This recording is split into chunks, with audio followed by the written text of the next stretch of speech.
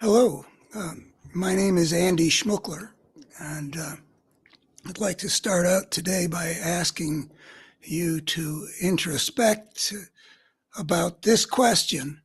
How important do you think understanding is? Uh, I like to think that people think it's a big deal, but I'm not sure because I'm projecting my own trip, which has been my whole life. I put finding a way to understand things at the center continually since I was in my mid-teens anyhow.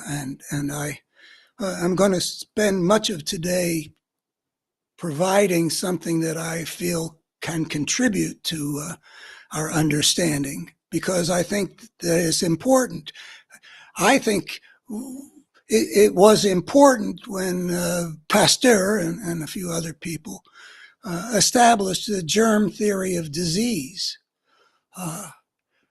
If we didn't have that theory, there's a whole lot of stuff that would have been advancing pathologies in the human world unchecked that the germ theory allowed people to find ways of defeating. Vaccinations, for example, against pathogens.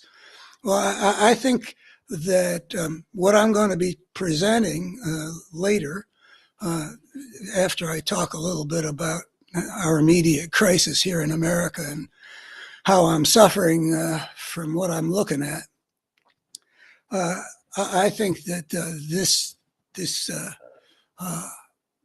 better human story that I've spent my life developing can help us similarly to deal with some of the pathologies that are so visible these days in the human world.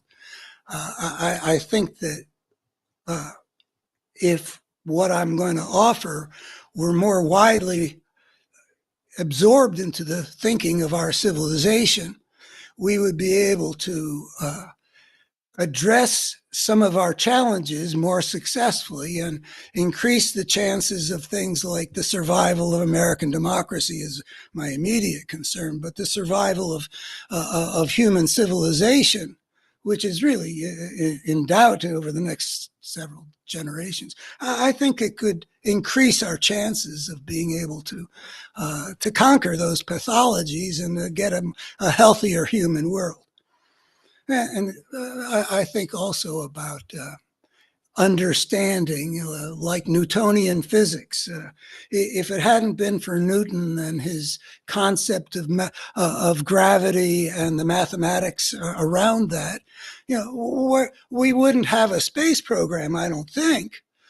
But anyway, there are ways of understanding that have consequences that give us a better ability, like with the space program, to navigate our way. So that's where I'm going to go. But I always start out, well, almost always start out with the more immediate term, because I don't have faith really that people that there's a market even for what I claim that I'm delivering. I mean, when I was getting educated, I often bring up the fact that there was a market apparently for ideas about the perspectives on the human world that illuminated some major dimensions of what's going on. And I mentioned Karl Marx and his dialectical materialism and all those ideas that he put forward that a lot of people use as a prism to see their world. And Freud was the other one with his ideas about the unconscious and how the human mind works in a way that differs in meaningful and consequential ways from the sort of rationalistic views of 19th century Europe that to illuminate basically what it is that drives us psychologically. Now, both of those guys have fallen out of favor, and I make the bold claim that I think that I accomplish a couple of things that those guys claimed to have accomplished with respect to Marx. He had a theory of why civilization develops as it is. It went through, the feudal stage and the capitalist stage, and then onto this utopian, post-revolutionary stage. Well, I don't think a whole lot of that theory of history, though there's actually a lot that's interesting in it. And he did observe some of the major trends and forces. I think he just misunderstood what was driving the whole thing. I mean, for him, the whole thing was economics, and I think that the division of society into economic classes has a lot more to do with the workings of power. And Marx blew it, not understanding the problem of power was central, not just the problem of economic relations. So he led to revolutions in which the dictatorship of the proletariat was supposed to lead to the withering away of the state. And of course, it led to totalitarianism, the very opposite. So understanding matters, and I think I have a way of understanding how civilization has developed and the problem of power in it that wouldn't lead to that kind of catastrophe. I don't think I have any simple solutions. He seemed to think that Marx, that is, seemed to think that he had a way to, accomplish, getting to utopia through applying his theory. I just think I can clarify the problem and show us where the direction we got to get to. No particular deep insights into how we get there, except to focus more clearly on the problem of being a civilization-creating species. All right, and then with Freud, I was a big, I absorbed Freudian thinking. He was so brilliant from the age of about 16 until I started quarreling with him in my early 20s, and essentially said, no, he was wrong in Civilization and His Discontents. He had a fundamental failure to see the human story in an evolutionary perspective, and he thought that we weren't equipped to be social, and so he found the problem of destructiveness and conflict in the human world as being something inherent in our nature, that we were not equipped to live in a decent society because of the nature of our inborn tendencies that were so antisocial and asocial. I think I show that he's got it wrong. He was looking at a civilized society and the relationship between that uptight Victorian society and human nature, and thinking, and not seeing that the problem was in the forces that drove civilization to become something so hostile to human needs as it has been. All right, enough of that. I'll get to laying out the foundation that I think can get one there. And if you think that understanding is important, I hope you'll give that a try, because I do think it could have a beneficial effect if it got out there well enough.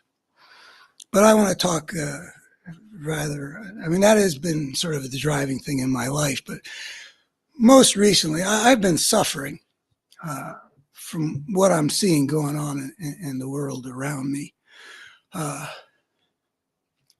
I've been suffering watching what's risen in American politics for the last 20 years, but the last few weeks have I'm not sure I understand why, but it's intensified so that it's really finding it a little hard to look at this thing that I'm gonna read to you something that it's actually a work in progress. It might become, probably will become an op-ed that appears in my congressional district in newspapers, where I was a Democratic candidate or the nominee for Congress in 2012, and now every week I send messages out into this region which is sort of a microcosm of what disturbs me so much, which is I see good people aligning themselves with the ugliest things. Yeah, it's disturbing to me to see what today's Republican Party has become. I've been watching it become this for the last 30 years, and have geared most of my life toward combating it since I first saw that Rush Limbaugh was having a big impact in the early 90s. But I've seen good people align themselves with something that's really quite unspeakable. In my Better Human Story, I have this concept of a coherent force that consistently works to make the human world more broken, or consistently works to make the human world worse. And I believe that one can actually find that there is, and this is something I try to show, that there is that phenomenon in the human world. In fact, it is part of the central drama. And we have come to a moment where one of America's two major political parties can be described as a coherent force that consistently, whose consistent impact is destructive, is another way of putting the same thing. And I've watched this rise, and that's bad enough. I mean, I believe it was in the last live stream I did, I mentioned if this power had been imposed on us from the outside, like, I'm a big fan of World War II narratives, movies in particular, but the whole drama of that global conflict has always gripped me. I've had dreams of being behind enemy lines since I was in my teens and such. If this had been like being Norway during World War II, where they got this fascist government imposed on them by the Nazi invader, the Nazi conqueror, that would be bad enough to live in a society where something really ugly was ruling. But this is not that way. Our crisis is not that way. This is homegrown. And in particular, what disturbs me, and this is, I say this is far and away what disturbs me most in these dark times. What disturbs me most is that this power exists as a threat because it has the support of tens of millions of Americans, including the great majority of the people among whom I live. And that's where this piece starts, because I have a history with the people among whom I live. And it involved a relationship which was really close to my heart, and which, even though that relationship has been blown away by transformation in these people for more than 20 years, I can't let go of it. But even if I did let go of my really caring about my relationship with these fine people in the Shenandoah Valley, I would, as an American, feel drawn to look at this terrible thing that's happened to so many people that I would have said, without a whole lot of qualification, that they're good people, and whom I still experience as good people in many respects, are aligned with the very opposite of good. Well, that's what disturbs me most. And here's how I'm, as a draft, how I'm thinking I might put something out on my weekly platform where here in the northern parts of the Shenandoah Valley. A newspaper publishes my pieces every week. And then down in Lynchburg, where Liberty University is, and which was also, it was the second largest city in the congressional district in which I was running in this rural Virginia area, Lynchburg, Virginia. I appear every week in that newspaper. And so there's that audience that I'm talking to, that predominantly conservative audience. By the way, the largest city is Roanoke, roughly 100,000 people. You know, every congressional district has got about 750,000 people. I mean, it's supposed to be very equal, and you know, except for in places where you can't, where there's not enough population to divide. But this is roughly how it is throughout the United States. That I was running in a place with roughly 750,000 people, a little bit less, and because this is a rural area, it covered a lot of ground. I drove 25,000 miles, my wife and I, over the 2-year period I was running, to talk to people in all these different places. Whereas like on Manhattan, you get a little tiny piece of a map because that's all you need to get to 750,000 residents. Anyway, this is what I might put out in front of those conservative people. I mean, I would love to be able to reach a larger part of the conservative world, but you play the hand you're dealt, and this is the hand that, at this point, at least, that I'm dealt. It's a really disturbing place to be. Back in the 1990s, I did talk radio with a conservative Shenandoah Valley audience. Each of my shows, I began with an invitation to talk about, quote, questions of meaning and value that we face in our lives, in a spirit of mutual respect and genuine inquiry, as if we might actually learn from each other. Those are quotations from my intro every time into my show. I loved that community of discourse done in a spirit of mutual respect. And I felt a deep appreciation for many of the conservative people with whom I had those conversations. Good people. In the past more than 20 years, I've had a ringside seat to witness a transformation in the political culture of this conservative region. It's that transformation that so profoundly disturbs me and puts me in a strange and difficult position. By the way, I think I should say at that point, which I don't, that it's the same transformation that's happened all over the country. It constitutes, looking at the various statistics, I would say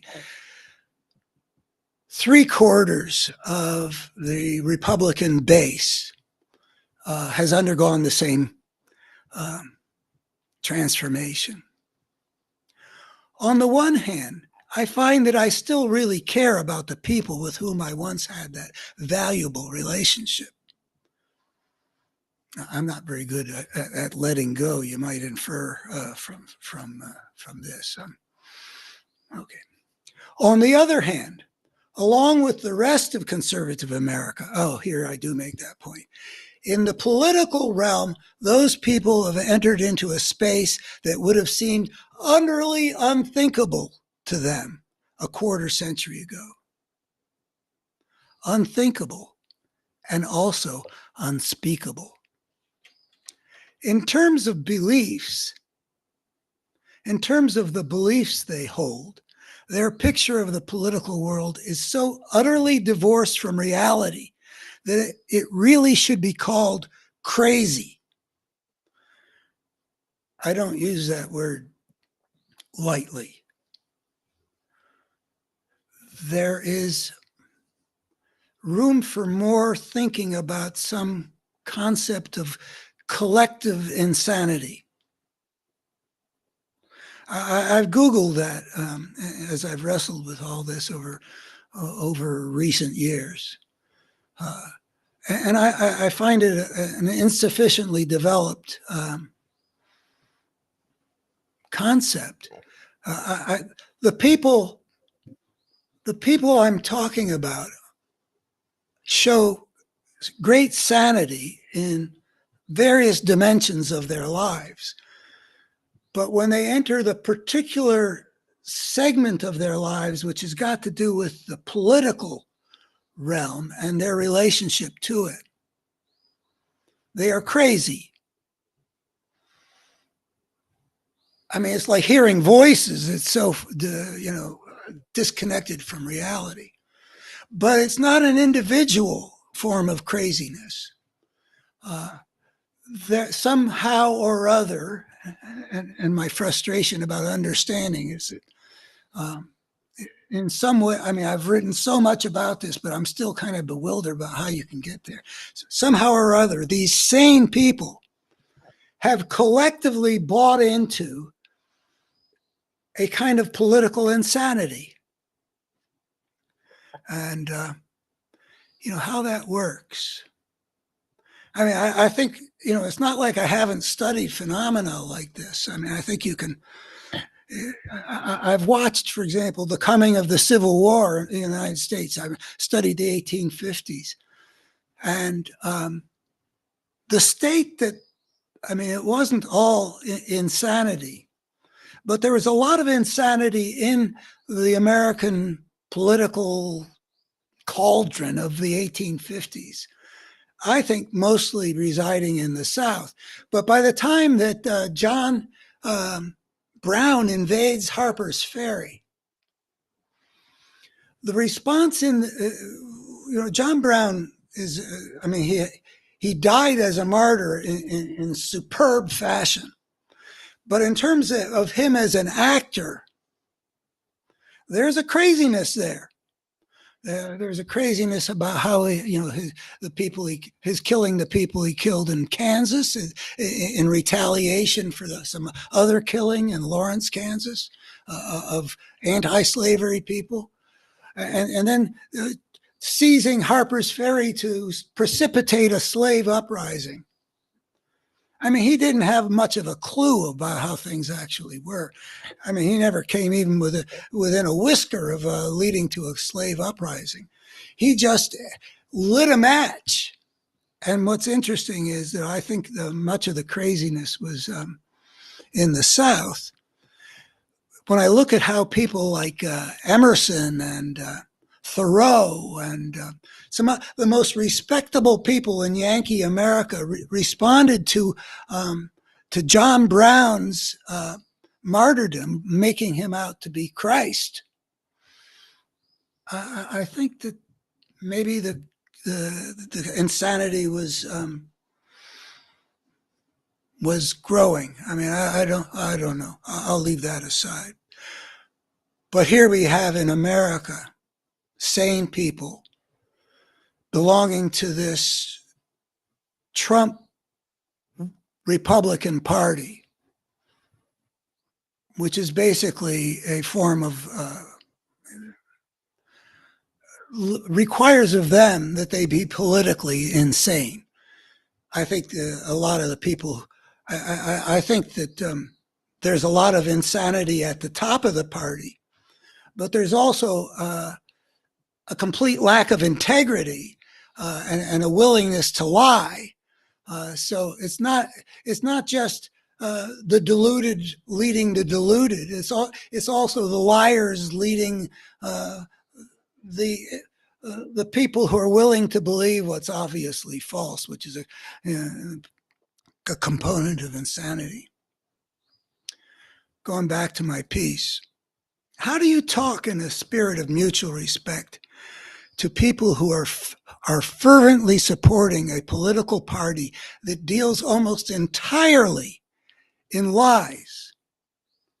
And people who believe countless things that are refuted by mountains of evidence. And then I haven't fleshed this out. I mean, I would provide a choice three or maybe at most four examples of consequential, obvious lies. I would want to include in them Trump's biggest political lies, that the election was stolen from him. Mountains of evidence refute it, publicly available. In fact, so abundant, I don't understand how anybody paying any Hi, attention Andy. at all. Sorry to interrupt. The stream is getting blurry again. If we want to take a minute to go ahead and fix the video, probably the wireless. Well, so do I unplug it and plug it back in? Is that what you're saying?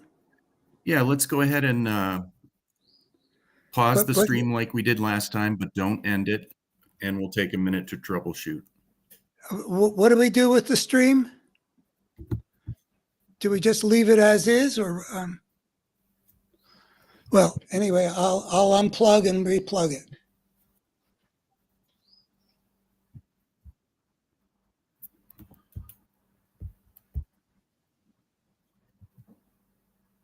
We can,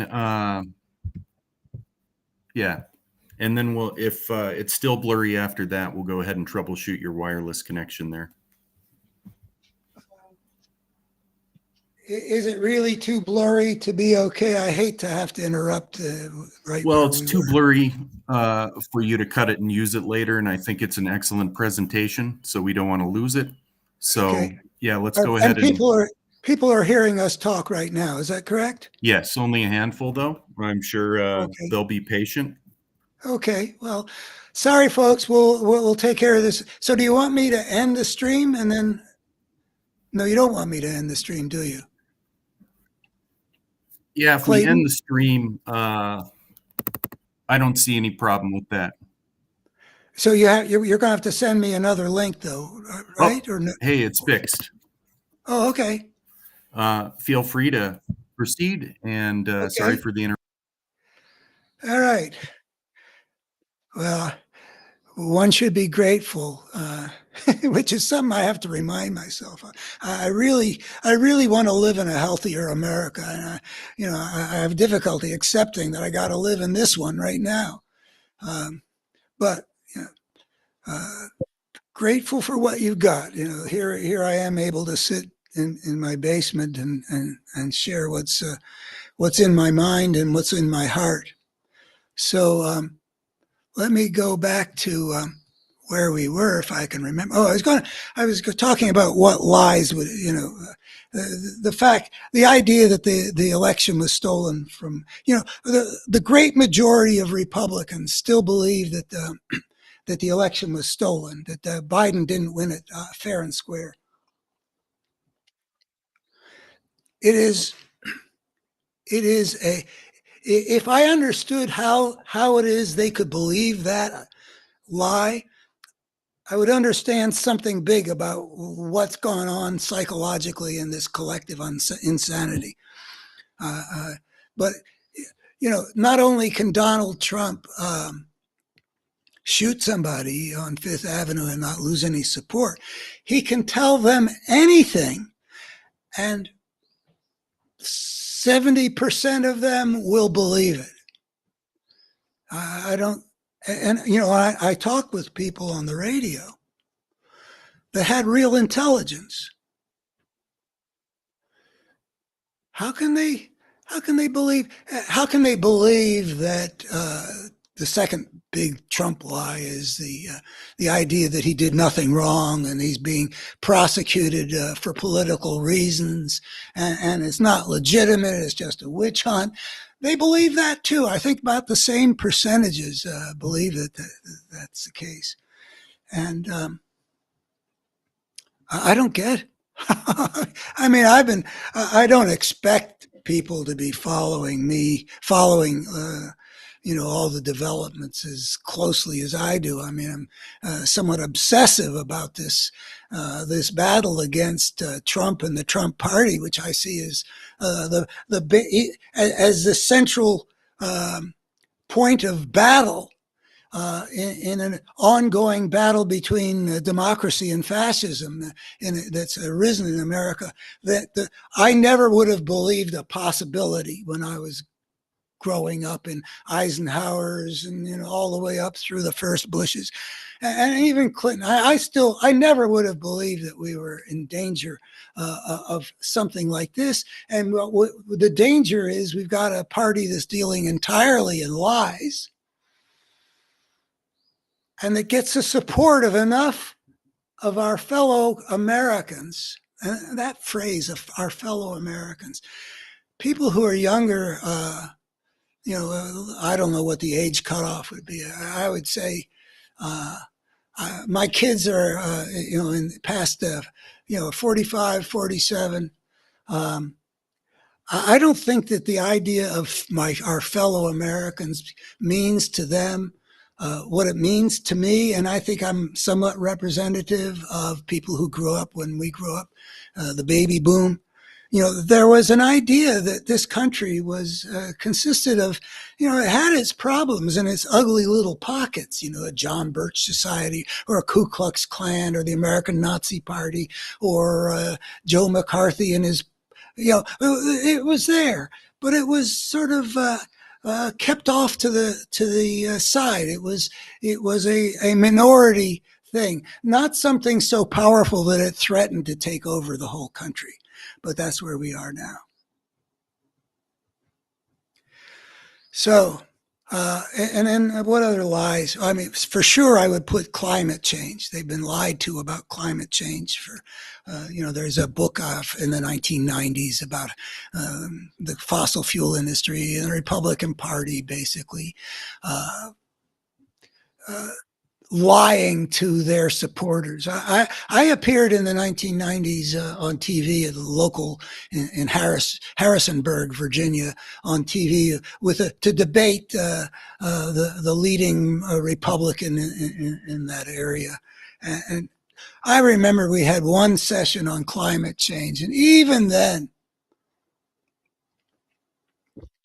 this was a party that was just putting out lies. I mean, he would say, "Oh, unsettled science." No, 1990s, the science, it wasn't complete. I mean, we know a lot more, and almost everything we know is more worrisome than it was then. But it was plenty worrisome when he and I were debating this on TV, and he had probably 2/3 of the audience rooting for him because this is a Republican area, and he was telling them, "Don't worry about climate change. It's premature to draw any conclusions." Well, it wasn't. But anyway, climate change it's even worse on the Republican side. And I don't know, I might want a fourth lie, a substantive lie, not just one of Trump's self-serving ones, but one that would attach it more. The Biden crime family is a good because it calls attention to how the Republican Party is expressing itself since the election of 2022. The one part of the government that they control is the House of Representatives. And what they have shown us, if we didn't know anything else about the Republican Party, but they don't control the Senate, they don't have the presidency. Well, they do control the Supreme Court, but that's another issue, which maybe I'll get to later, and maybe I won't. But the one part of the Republican Party or the government the Republican Party has controlled has played a completely destructive role. I mean, if you look at what they did, the consequences to poor Ukraine under the onslaught of that fascist dictator in Russia with his unprovoked invasion and his war crimes, and they're helping him out. And then there's the bogus investigations of a fairly decent man, a more than usually decent man, as far as I can tell, Joe Biden, the Biden crime family. They believe this stuff. Crazy. So, reading on. In the 1990s, they showed real intelligence. I'm talking again about all these radio conversations I had where I respected what they told me. I've shown you a book I wrote.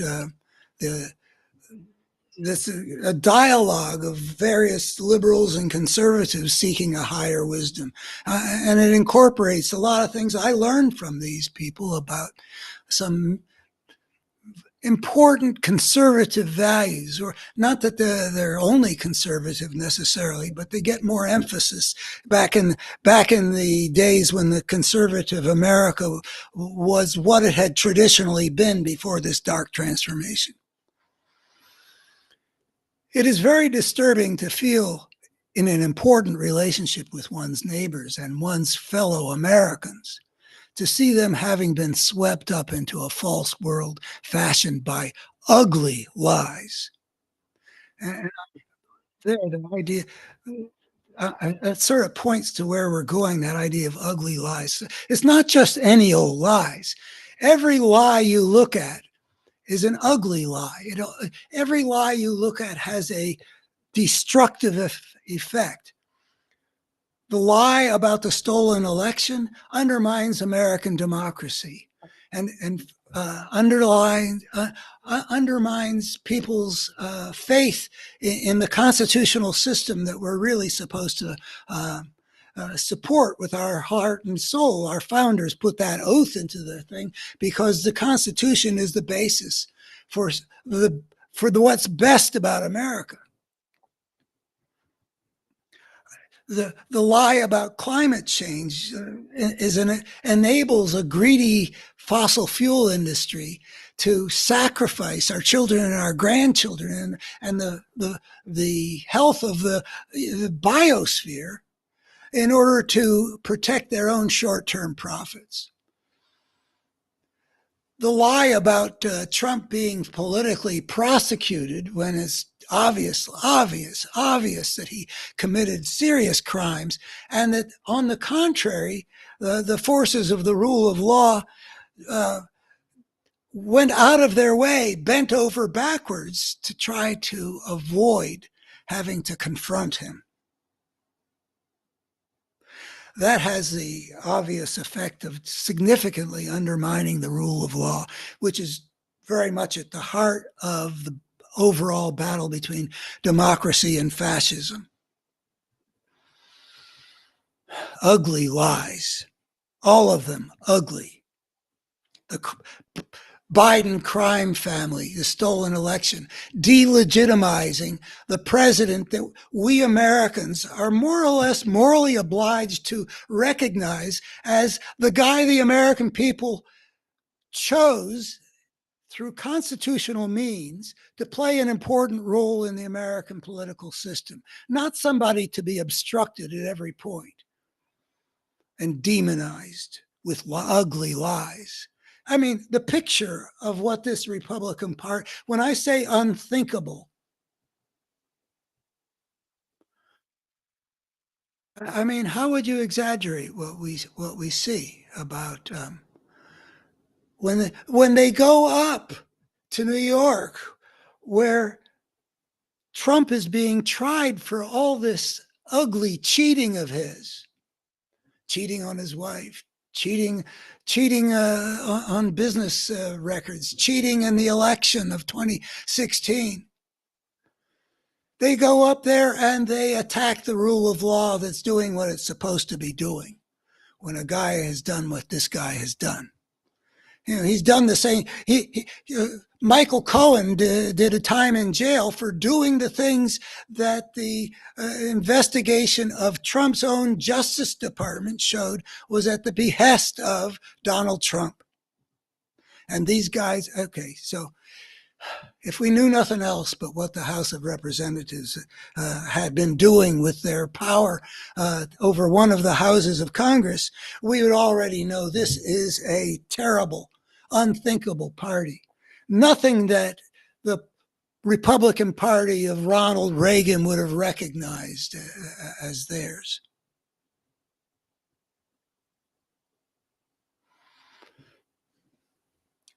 I was talking about in terms of their beliefs and all the lies.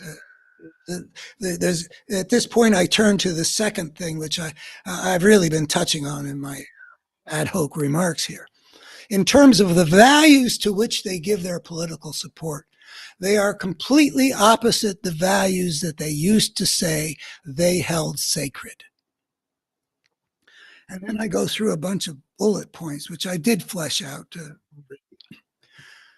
The Republican base that used to revere the Constitution has thrown its support to a leader and a party that posed the greatest threat to the American constitutional order in the history of the Republic. I think this is a greater threat than the Civil War. People always say since the Civil War. But, the Civil War was going to leave a United States in which the Constitution still held sway, even if the South managed to break the country apart. But the Trump and the Trump party threatened to turn what our founders created as this nation into something where that doesn't exist at all. I mean, in other words, a presidency dedicated to overturning the constitutional system, as Trump has been more and more openly saying he's going to do when he talks about how he's going to use justice as a weapon of the state, which is what fascist regimes do. And this Project 2025 that put the whole state as something that has its fundamental allegiance to the leader, der Führer, rather than to the constitutional order and the American people that the American government is supposed to reliably represent. The oath to the Constitution that all of them taken. No, a loyalty more fundamentally to the great leader who is turning the country into something where power is from the top down, and the will of the people has been nullified.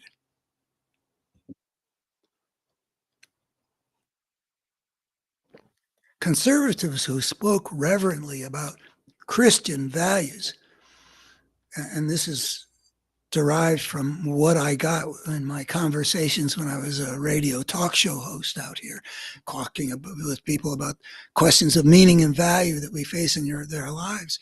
And inevitably, with a lot of the people here, to talk about questions of meaning and value, they see it in a Christian framework, and they would express to me how they live, the choices that they make, what they believed in, what was important to them. And they would express it in Christian terms. And sometimes there are aspects of that I took exception to, but a lot of it I thought was quite lovely, quite beautiful. Love thy neighbor as thyself. Do unto others. Those are big parts of the recipe for a good human world. And that's what my goal has been my whole adult life, is how do we get from the amount of destructiveness loose in the human world. Well, anyway, there's a phrase I was looking for. How many of those forces can be brought under control, and how can we make this human world something that really is better at dealing with what we believe in, what we value, what is fulfilling to the human beings and the other living things living in a world that's dominated by us, the civilization creating. How do we get there? And there are Christians that I know who hold Christian values that belong in the heart of the how do we get there. If we behave toward each other in the spirit that Jesus spoke in that Sermon on the Mount, that gets us a long way.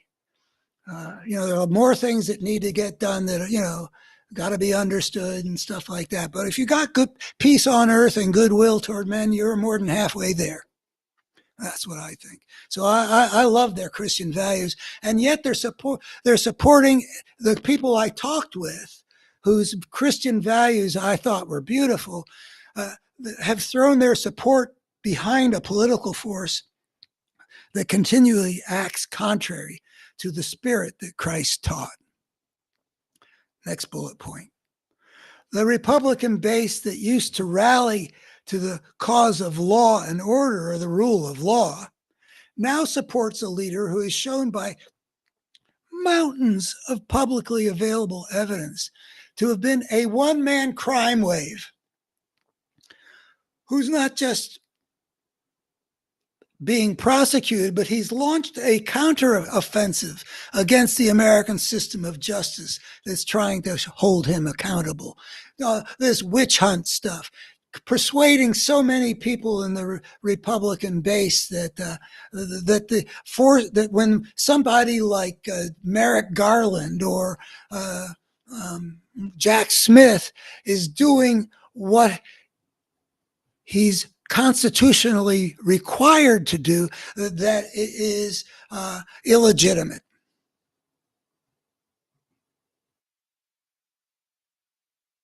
An assault on the rule of law. There's never been a trial in American history that I'm aware of, and I think I could say that there's never been a trial in the America I've been an observer of for almost, whatever you want to start it, but almost 70 years anyhow.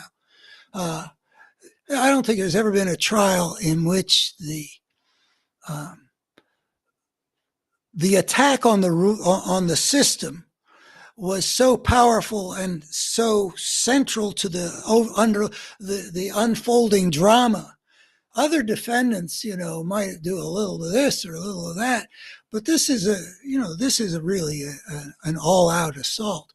And those people like the Speaker of the House talking about this sham trial and all that stuff up in New York, that is an assault on the rule of law. And yet they know, obviously, that they're not going to pay a political price. The political price is paid for not doing what Donald Trump wants. And the majority of the Republican base is not going to punish anybody for doing the most unthinkable things that Donald Trump wants them to do,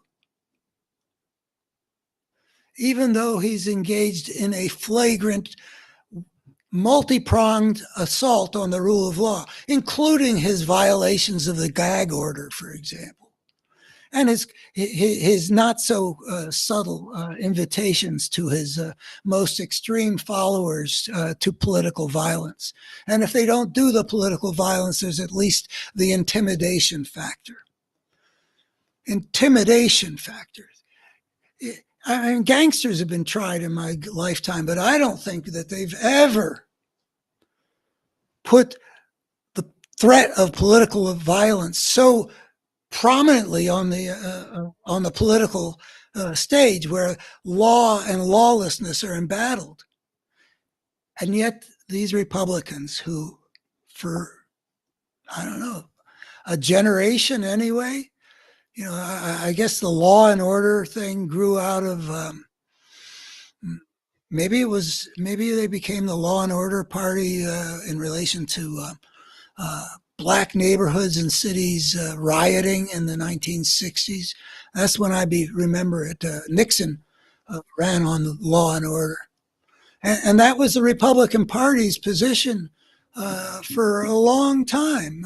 Nixon, going back to the mid-1960s anyway. And here they are, switched sides. People who used to support the party of limited government now support a political party that intrudes on people's lives and is taking previously granted rights away. I don't know how to flesh this out. I think there's more should be said about how this Republican Party has essentially switched sides on the issue of limited government.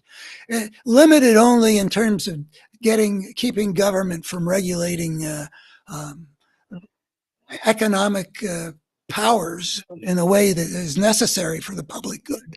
In that respect, they're still limited, like preventing us from, for a couple decades, from acting responsibly in the terms of the threat of, that's limited government still. But, the Alito's way of taking the right of women to decide for themselves whether to have an abortion is a spirit of intrusion of people, of a kind of inquisitorial, which is a dimension of fascism, thought police, action police. You can't even drive out of the state to go to another state to get.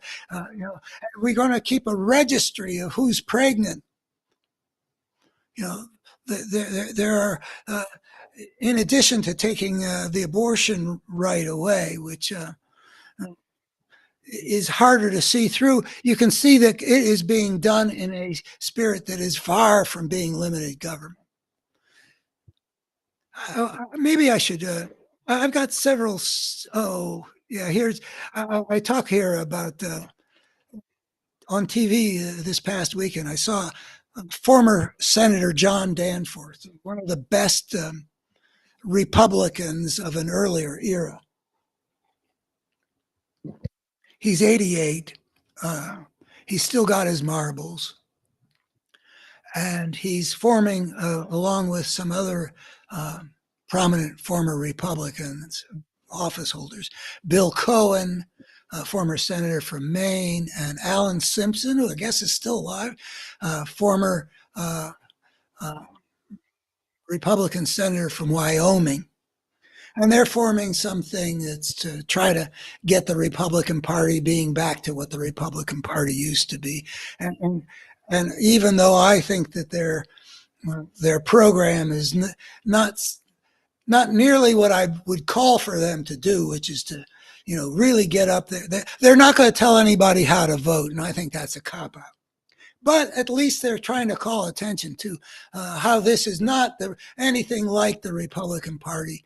That it's become the opposite, and he gives a particular example that a majority of the Republicans in the House of Representatives voted when the Ukraine aid finally came to the floor, which the Republicans in the House had unforgivably prevented for a half a year or something like that, leading to terrible consequences to the brave Ukrainians that have been fighting against our enemy, Putin's Russia.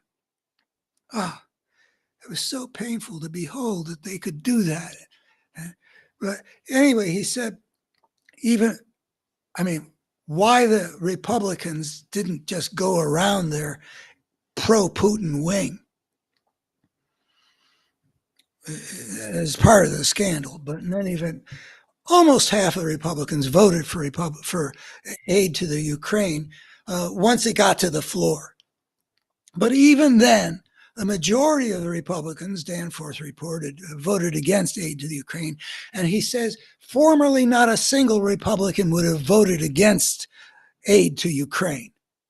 So it's switching from valuing this as the good to giving their support to a political party that represents the very opposite of what they used to believe in. And one last bullet point here in terms of seeing how much the Republican Party on the issue of values has switched from X to the opposite of X. The conservative culture long emphasized the vital importance of good character. This was a particularly live issue back in the 1990s, where I thought that the conservatives were more the right than liberals on the question of good character. That good character was something I think that the liberal culture was giving too little respect to. But now conservative America blindly and enthusiastically supports a leader with a more complete set of character defects than one has ever seen before. What doesn't Trump manifest? Like every single character defect is a long suit for him, whether it's greed or cruelty or selfishness or I don't know if, dishonesty. And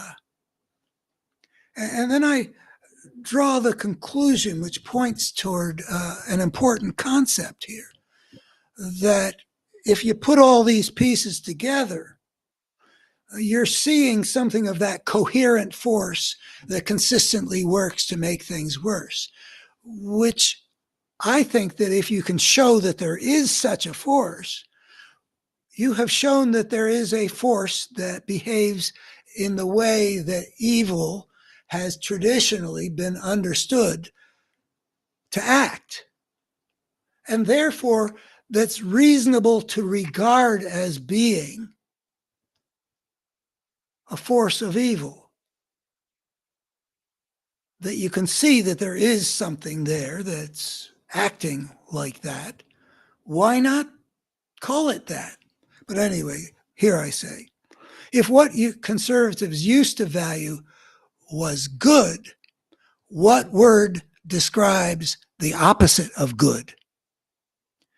It is disturbing. And again, this is about what's disturbing to me and why I'm suffering to behold what's happened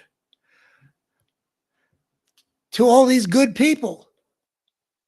It is disturbing to see good people in the grip of evil. More given to conflict than to cooperation, to hatred than to love, to the opposite of peace on earth and goodwill toward men. Really, if you look at what the Republican Party consistently does, it's the opposite of all that good. Consistently works to make the human world worse. Democracy versus fascism is the essential issue of 2024. And much of conservative America will vote for fascism. Democracy versus fascism can be shown to substantially parallel good versus evil, understood as these two coherent forces that consistently work to make the world better or worse. And here are these good people giving their support to something that feeds them with lies and is using the power they give them to achieve what they used to call evil. I've been studying my whole adult life the forces at work in the human world. And I believe that nothing like this transformation of the Republican Party and its base has happened in American history. Indeed, I know of no major political party in any of our fellow advanced democracies that's been as utterly dishonest and destructive as this once respectable major American party. And part of the challenge I feel has got to do with the fact that I feel called to try to do something about it. And the place where I can do it is through my op-eds, like what I've just been reading to you, is really addressed to the people who have given themselves over to this unthinkable thing. It's made them crazy in their political perceptions and made them allies of something that's reasonable to call the force of evil. I got the opportunity to say things to them, and I avail myself of that opportunity all the time. It's disturbing to be in this place because I feel certain I don't hold this stark description of the Republican Party as something that's enmeshed in lies and so consistently acts destructively. I don't hold that description as a maybe. It's as certain and blatantly true as anything I've ever seen.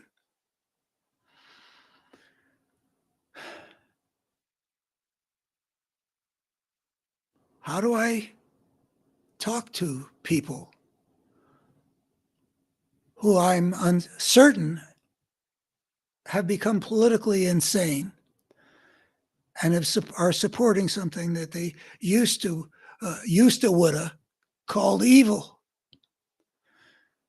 On the one hand, I believe myself to be as reliable in saying something like that as a good doctor would be in treating the maladies of their patients. Or perhaps as having as reliable a set of assertions as scientists who have worked on conceptualizing the forces at work in the systems that they study.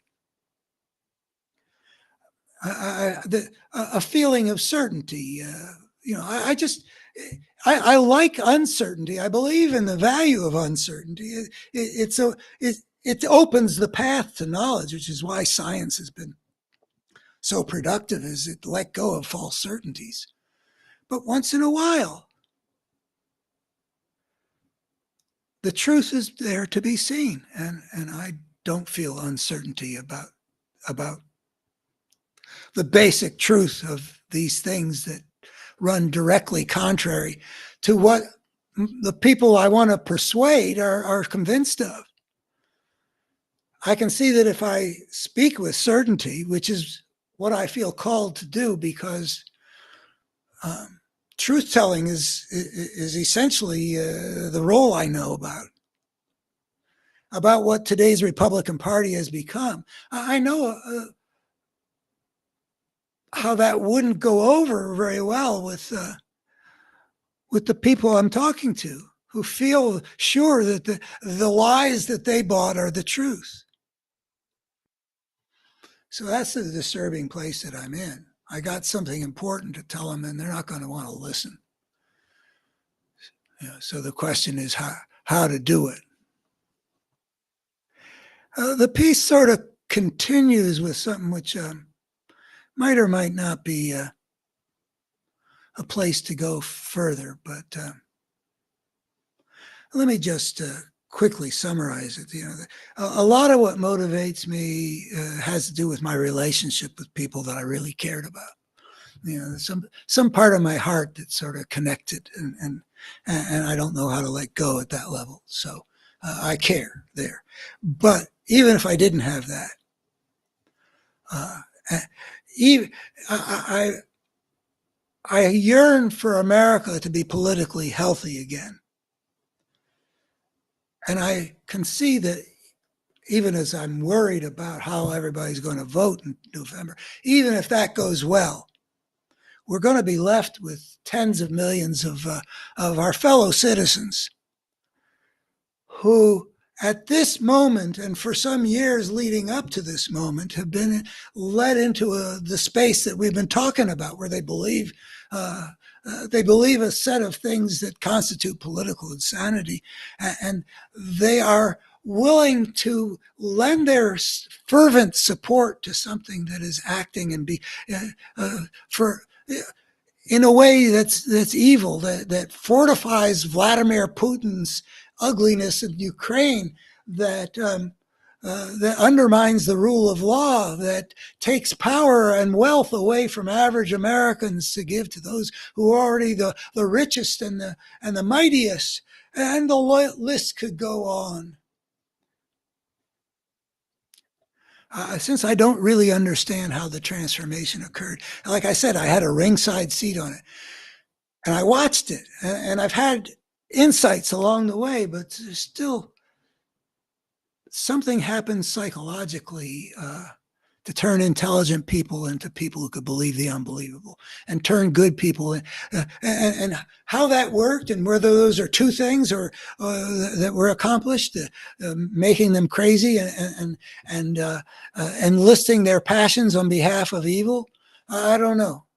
And since I don't understand how they got there, how intelligent people could be made stupid in one little realm, or credulous anyway,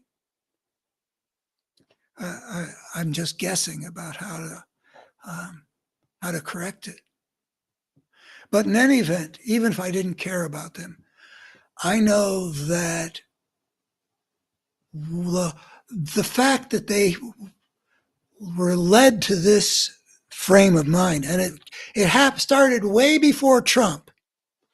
This frame of mind was the product. By the time Trump arrived, Limbaugh and Gingrich and Fox News and Karl Rove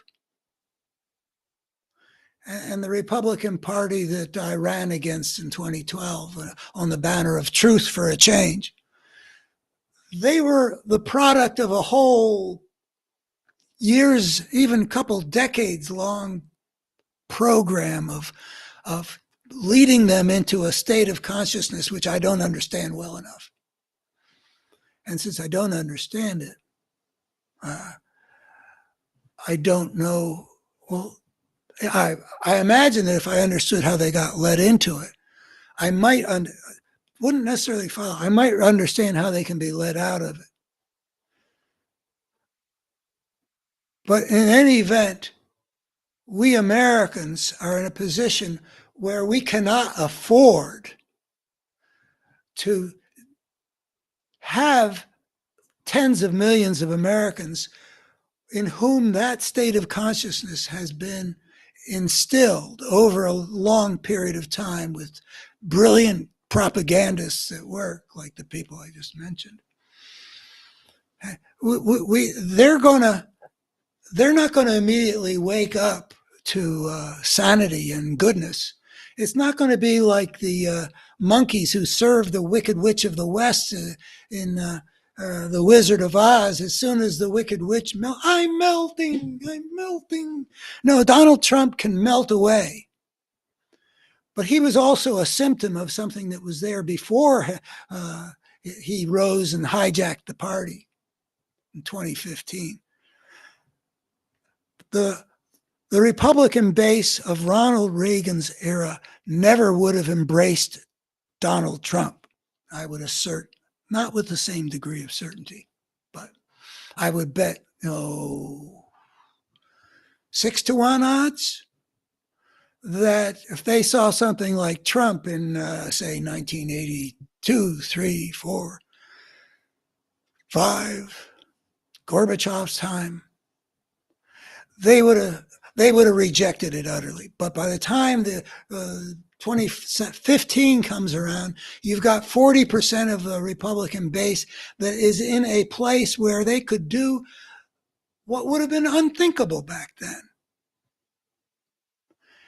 Look at somebody like Donald Trump, who's the very opposite of the qualities you want in an American president. To give that kind of power to somebody like that, just the opposite of any.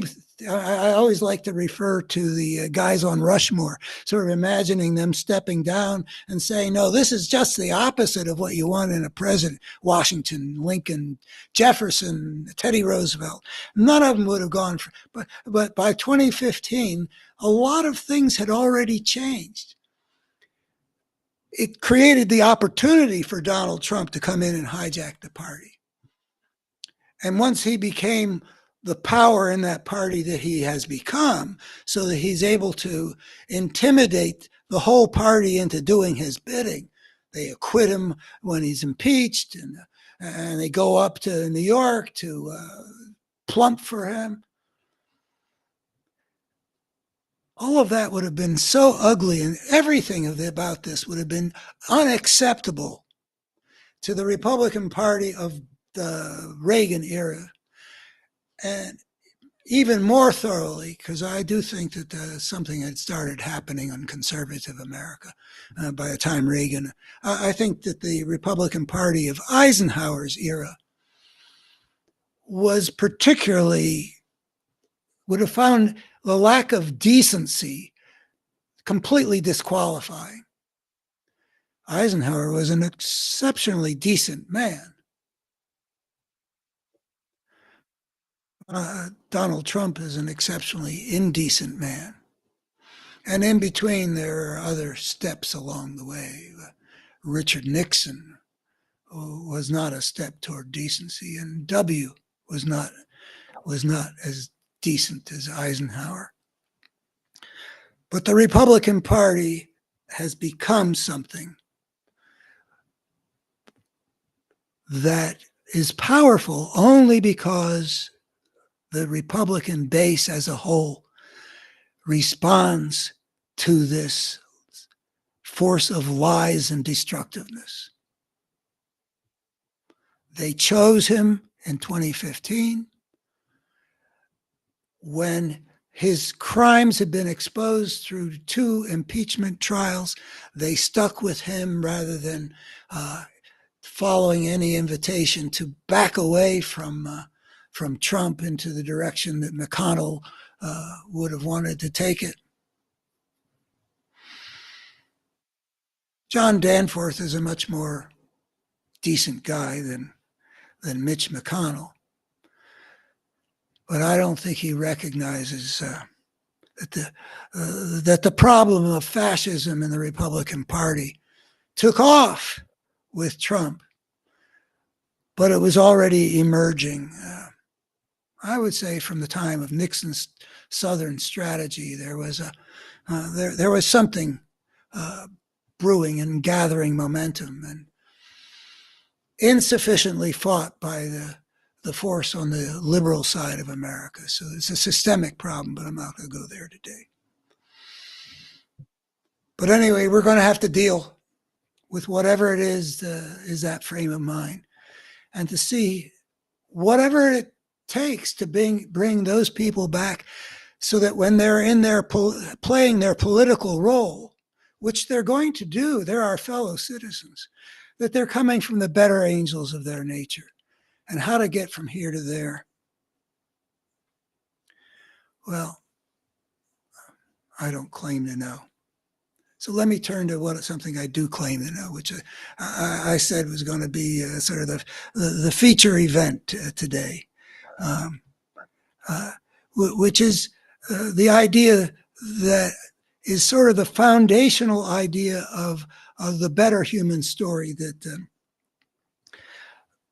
it's my mission to try to get out into the world, because I think it puts some important things in a very consequentially different light. To understand ourselves differently follows. Understand why the human world is and has been for the last 10,000 years the way it has, as ugly and destructive as it's been. A different way of understanding that. How important do you think understanding is? Well, if you think give me a shot here, please. And also clarifying, putting into an importantly different light, the nature of the challenges that we face, both in terms of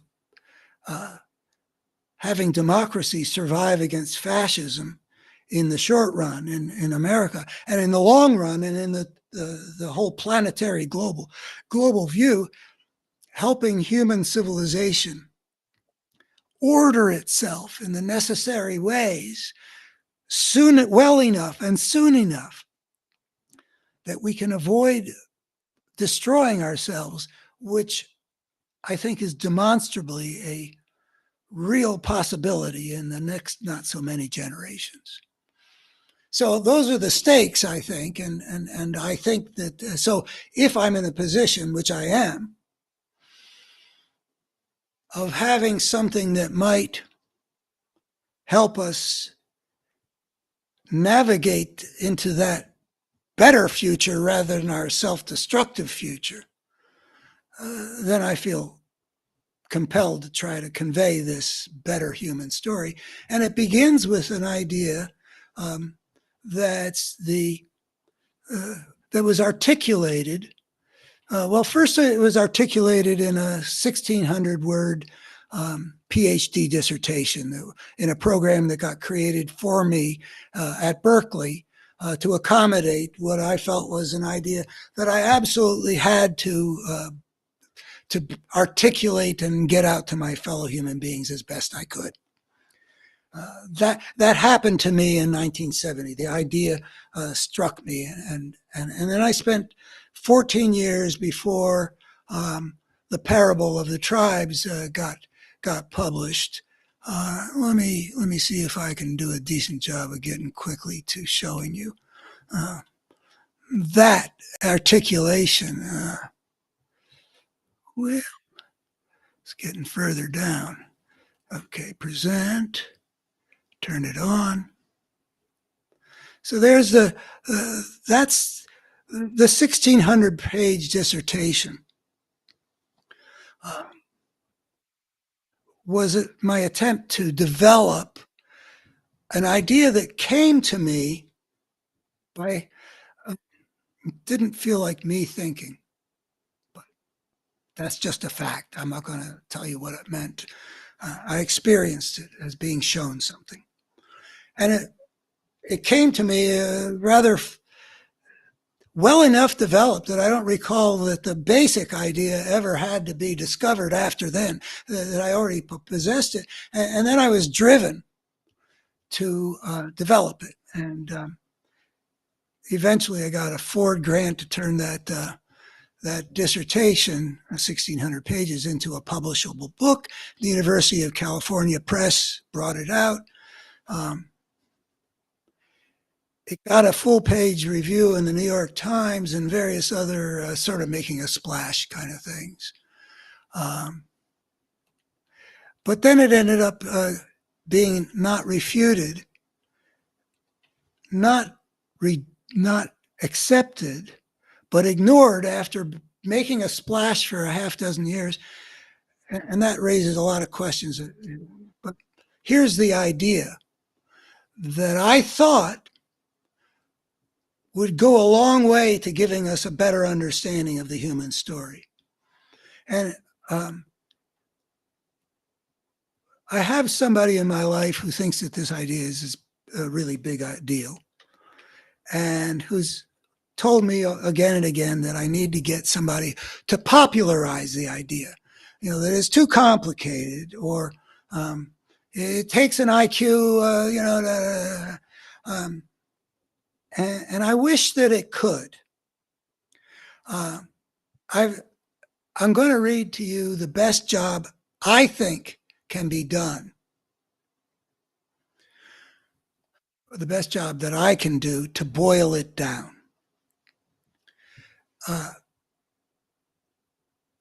I could put it down to a bumper sticker, but there are a lot of ideas that float around in the world and that are not particularly examined. We don't regard them as particularly compelling. They're just sort of like memes out there.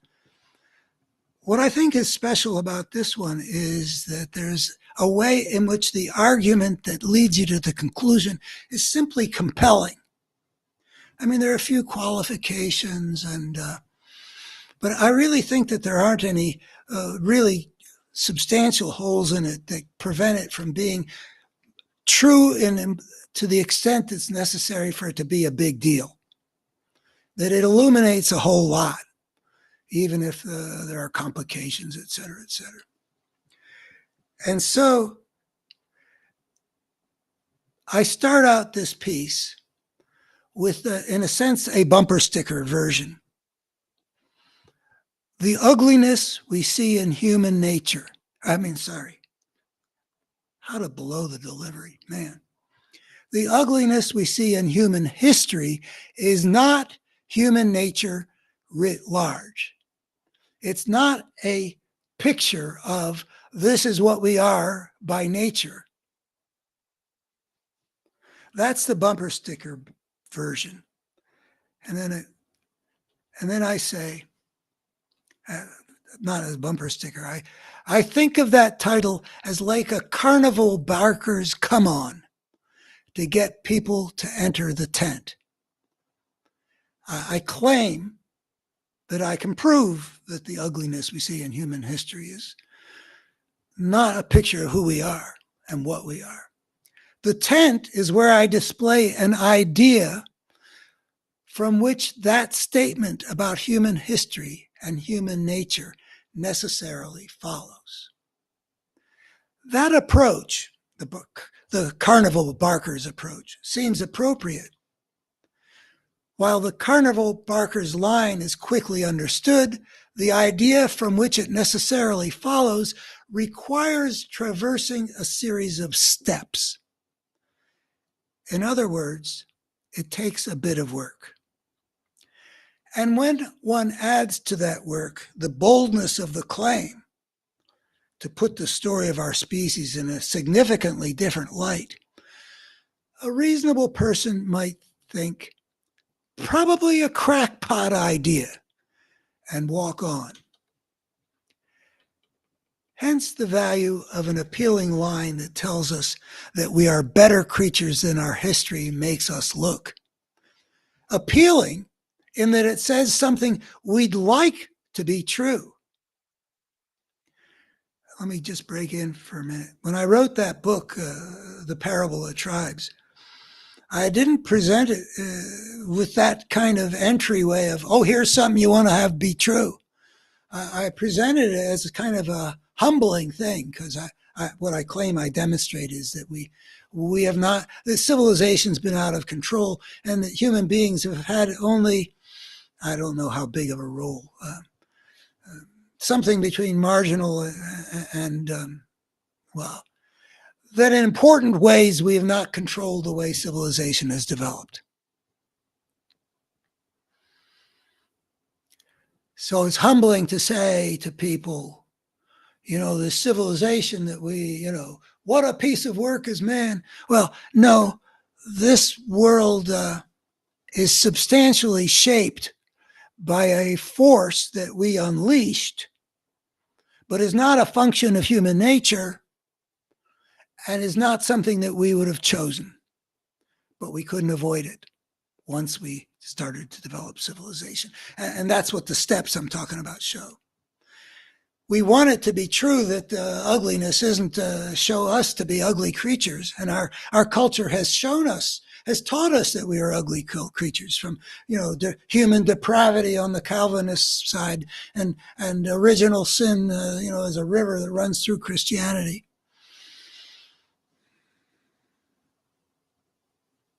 We'd like to think that we're not so ugly as that, but our understanding doesn't give us a way to see ourselves as not responsible for that ugliness. I claim that I can show that there is a way, and it's a compelling way, to see why things are this way, that is not a reflection of human nature. The ugly that we see in the pages of human civilization. In the ancient worlds, so filled with wars, cities put to the sword, and the enslavement of the multitudes. And in our present world, sullied just lately by a fascist dictator waging an unprovoked genocidal invasion of his neighbor. And closer to home, darkened by a serious threat to the survival of American democracy, posed by the ugliest major political party the nation has ever seen. In view of all that, I imagine that the idea that we are better creatures than we think we are, I might add, than we have been taught we are, would be a balm for the hearts of many. It surely helps me endure these ugly times. But if you remember from the first hour of this broadcast, I am deeply disturbed, even if we are better creatures than what we see having taken possession of the good people in conservative America. Even if I recognize that my better human story helps to explain the kinds of forces that have led to that kind of brokenness, I'm still deeply troubled to see the ugliness. I don't want it. I don't want things to be that ugly. So I'm sort of preaching to myself. But I'm trying to hold on that we are better creatures than we think we are. I'm trying to hold on to hate the sin but love the sinner. Because I think that really is, in terms of spiritual wisdom, the attitude that we should have. that there has been a force of brokenness unleashed onto the world for reasons that I'm going to be getting to, that I'll be reading in this presentation, that victimizes the human beings who are smart enough and creative enough to do something that no other species had ever done, which is to leave the niche in which they evolved biologically by inventing their own way of life. Sounds like a great thing. What I claim to show is it inevitably unleashes a force. I'll get to those steps in a second. The steps lead to showing how it is inevitable that if you do that, take that unprecedented step, what I call a fateful step on my website. Let me turn this off.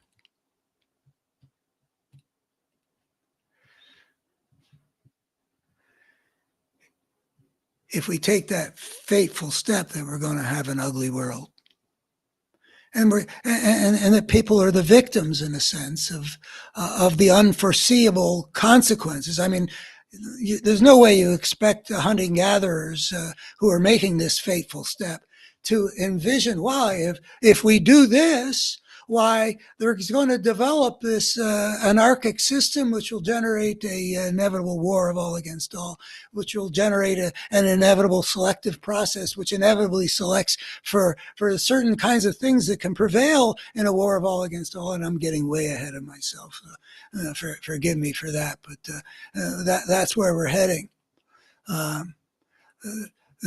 That when you leave the order in which the species evolved, the first such thing to happen in 3.5 billion years of an evolutionary process of a wholly biological nature, putting on a new evolutionary process which has to do with a selective selection for the social cultural options that can prevail in a war of all against all in a disordered anarchic system.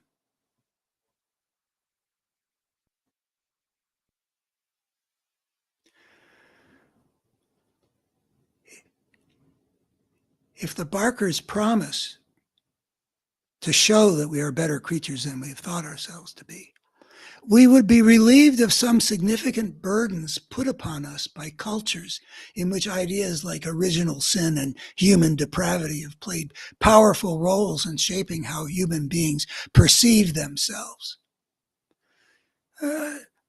I invite you to think about, if we understood that by nature we were better creatures, and I don't claim to be able to say how much better, but for sure better creatures than we have thought ourselves to be, what would be the impact of that? Or to put it another way, what do you think is the impact on us now of the way we conceive of human nature as this very flawed thing? Rather than what I think I can show, and I'm not going to, that's not what these steps lead to, but that's, I've had over 50 years to build on this foundation. But one of the things I can show in an evolutionary perspective is that there are very powerful things that are built into us that are truly and logically, demonstrably life-serving and conducive to human fulfillment, and by those criteria are good. I can't demonstrate what the magnitude is and whether there's aspects of our nature. I do think that becoming the best creatures that we can be takes a lot of work. It doesn't just unfold naturally, but what unfolds naturally of what evolution put into us, including expecting us to be born into a world that we evolved for that niche. I think that would have been plenty good enough, and we can harness that to make the better world. And we are capable of making a better world than our culture would lead us to believe. So ever since that idea came to me in a life-changing moment in 1970, I have felt driven by the belief that providing providing that more valid way of understanding all that ugliness we see in human history could have important beneficial effects. Another of my Carney Barker lines points to that better understanding. In other words, the reason that ugliness isn't to be understood as a window into our nature, I say this: any creature on any planet, anywhere in the cosmos, that takes the step onto the path of civilization will inevitably get swept up, inevitably, regardless of that creature's nature, into the same social evolutionary process that has made the course of human civilization as destructive and tormented, as ugly as it has been. So this is all by way of introduction to get people to take the steps. I can't popularize it onto a bumper sticker, but I can get a Carney Barker's line onto a bumper sticker and say, take a look here. Let us now go inside the tent to see why both those two Carney Barker lines are true. And then the steps are under the heading, the fateful step onto the path of civilization. On my website, A Better Human Story, this piece that I'm reading is to be found in a series of pieces that develops a more comprehensive vision of an integrated vision of our situation as a species, of which this is an important foundational idea. And the title of that series is The Fateful Step. I've written a series of these series. The Fateful Step is a way of pointing attention to something that's, I think, way neglected in our understanding of the human story, which is what a huge deal it was in the history of life and the history of our species to take the step onto the path of civilization, that it was unprecedented and it has big consequences that are inevitable that haven't been looked at.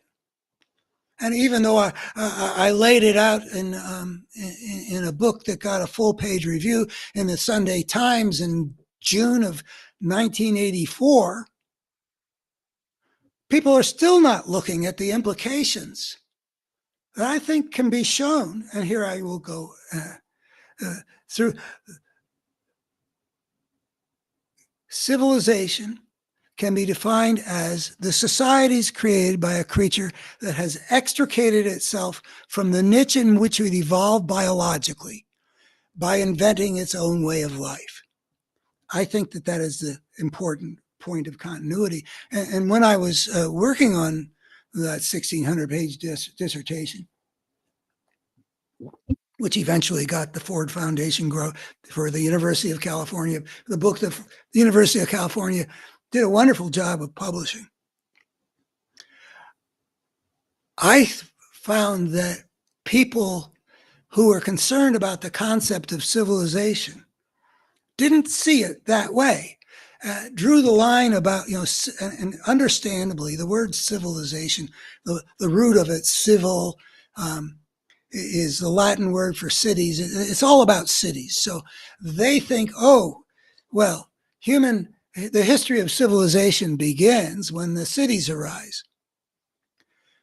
But if you look into it, which I did, and I hope that my knowledge is still good enough, it was by the standards of then, by the time cities arise, there's been a process going on among civilizing societies that lasted 5,000 years, in ballpark. From the time that we were as a species living in the niche in which we evolved biologically, to the time that the cities arise and the empires arise and the warfare between civilizations emerges, and tyrannies and enslavement. By the time you get to those things, The game has already been being played well along with the game that I'm, not game, but the process of the parable of the tribes. There's been a lot going on because when you leave the niche in which you evolve biologically, things start to happen that hadn't happened before because it's a new situation. Step one. Civilization must be seen in the context of the evolutionary process out of which it emerged. I feel like I should be able to say something really smart and deep about why understanding the origins of things, like how it got from when it wasn't true to when it was true, is essential for understanding. I do believe that that's true, but I don't feel like I don't feel like I can do the job that should be done to show why that is true. But anyway, I'm going to do it here for a civilization. On Earth, life evolved for some 3.5 billion years. And let's keep in mind the timeline magnitudes we're dealing with here. Huge timeline of life's evolution going up to, say, 10,000 years ago. And then this teeny weeny sliver that comes when a species starts to leave that niche in which, like every other of the millions of species, it had evolved in. The biologically evolved niche from which the civilization created animal extricates itself was part of a vast and intricate natural order that natural selection had fashioned. One of the things that's necessary to have a good evolutionary perspective is to understand what gets selected for is bigger than, survival of the fittest, nature red in tooth and claw stuff. There are systemic orders that are involved in what gets selected for in 3.5 billion years. I've talked before in previous videos that that Darwin's ideas emerging in 1859 in a very individualistic, competitive capitalist society in an imperialist Europe was not going to be big on the idea of wholeness, but wholeness is essential to how life evolves, and not just at the level of a cell or an organism or a species ecosystem. It's even all the way up to the biosphere. Civilization represents a major point of discontinuity in the history of life because it represents a life form that has escaped from that naturally selected order. Darwin's elegant and illuminating idea of natural selection showed a process that continually chooses life over death. And I'm a big fan of Darwin's idea. I mean, talk about an idea that aids in understanding. It's elegant. It practically can be reduced to a bumper sticker. And if you follow out its implications far enough, it just keeps illuminating things. For every form of life, this is how Darwin's idea works. It's best my ability to boil it down, this beautiful, elegant thing. Many will be produced, only some of whom survive.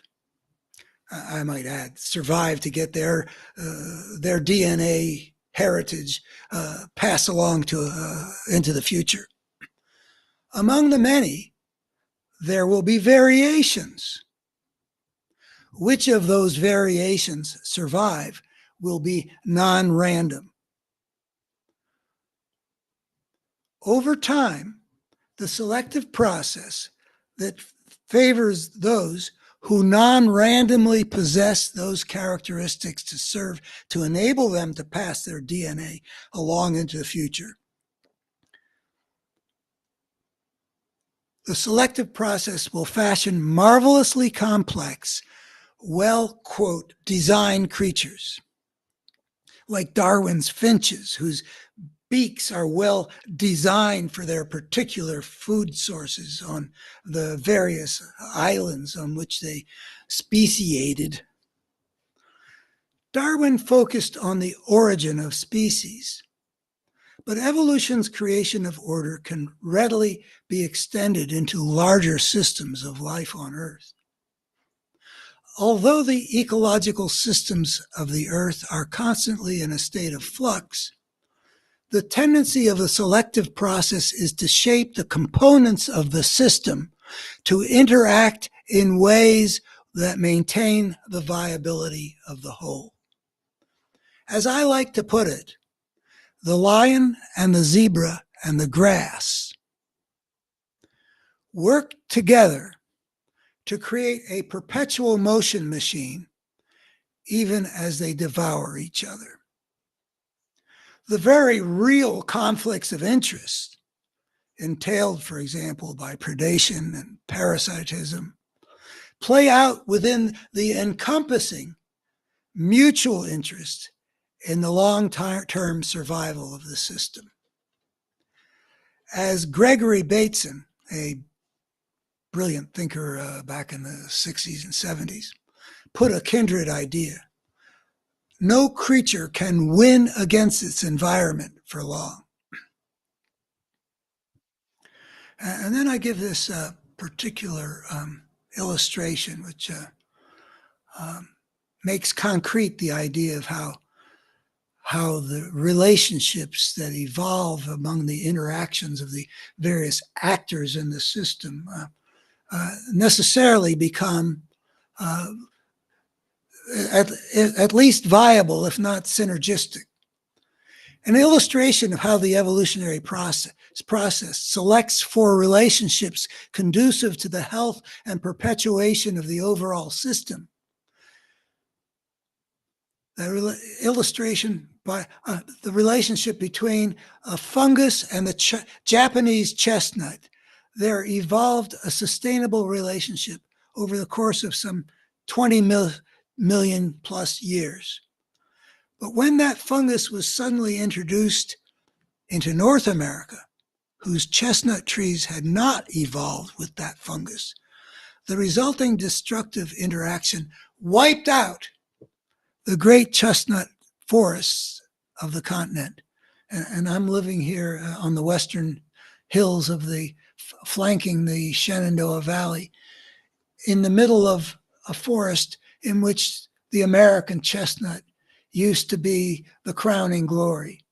And now if any of them show up, which they still sometimes do, the fungus kills them off before they can mature. They're working on solving this problem, but it wiped out the forest because these had not evolved together. Humankind emerged as a part of that intricate system of life. Despite pre-civilized human societies having some destabilizing impact as they developed their cultures, e.g., hunters with control of fire and with improving weapons, for the most part, until the beginnings of the civilizing process, our species lived as hunting-gathering bands that were fundamentally a continuation of our primate past. For example, in their size, structure, and basic means of subsistence. The same niche in which our species had emerged from pre-human origins. But then, the path to civilization creates a new kind of life, one unprecedented in that it is shaped by the creative intelligence of the creature itself, not by the evolutionary process that has shaped the creature. Embedded in cultures that get handed down, not in DNA that gets handed down. The domestication of plants and animals, the development of new kinds of political structures capable of governing ever larger territories, the invention of new technologies, All these cultural innovations made the civilized society an unprecedented departure from the 3.5 billion years of life's evolution on Earth. A new living system that operates outside of that lion, zebra, grass kind of natural order. In other words, the order that makes sure that the interactions among the actors are conducive to the perpetuation and the health of the living system going forward into the future. It has broken out of that order. That's step one. Step two, escaping from the natural order inevitably means entering into a new kind of disorder. And I've telegraphed this various ways already, but let's go through the steps a little.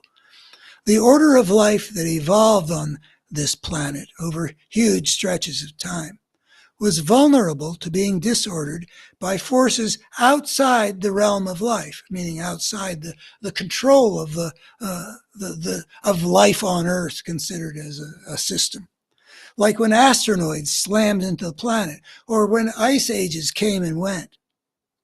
But so long as the environment was stable, each creature came into life endowed with natural inclinations to do what had proved conducive to the survival of its ancestors and of the profound surrounding ecosystem. And I guess all the way up to the global level of the biosphere. Though the overarching system has no government in this biologically evolved comprehensive system, there is no anarchy. Though each creature is free to act on its own inclination, the system is orderly because natural selection has worked over eons toward assuring that the net result of all the actions of the various life forms acting according to their inclinations will maintain the overall health of the system. But the rapidly rising new kind of life form, not just a new life form, but a new kind of life form, civilized society, takes life into an unprecedented situation where there is no order awaiting it. In particular, there is no order to regulate how these societies will interact with each other. Let me interject something here now. I have a feeling like there might be some like drinking out of a fire hose, even though I say I'm going to take things step by step. Certain amount of time to digest step one before getting into step two and so on might be appropriate. So let me just say that this will be recorded and available on YouTube indefinitely. And anybody who wants to see whether, like whether this delivers all those on those claims that I made earlier, and who wants to evaluate it in an order that's less fire hosey, avail yourself of that. My hope is just that people who want to understand will check it out to see. I don't know how to make it more credible than to do it this way. Not only is there not any natural order, since the creature has extricated itself from that order, but neither can there be any order devised by the humans to encompass these new kinds of societies. Encompass meaning regulate the whole. Civilization inevitably emerges in a fragmented form. And I'm not going to elaborate on that, but there's elaboration. I mean, it's simply, demonstrable, which means that there could be no way for the many components of the intersocietal system to collectively agree upon a regulatory order, and even less possibility of enforcing any kind of agreement of regulating the collective intersocietal system. In other words, from the beginning, there was nothing to stop Vladimir Putin from doing what Vladimir Putin showed can still be done in the intersocietal system because there is no order to prevent him. It's anarchy. And it would need to be enforced because the range of possible behaviors available to these new life forms is not limited to those consistent with the viability of the whole system. In other words, when you've got a creature inventing its way of life, the range of possibilities it opens up is huge. And some of them are going to be destructive.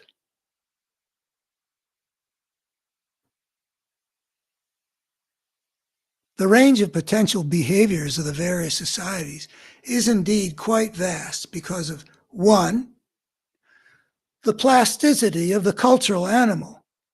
And any species on any planet that develops culture is good, and therefore which is a prerequisite for developing this phase of culture to be called civilization, has got to have a lot of plasticity. You got to have a creature that's prepared by nature to adopt what it's going to be taught, which isn't going to be all instinctual because culture means learning one's own culture's particularities, in addition to expressing human generalities.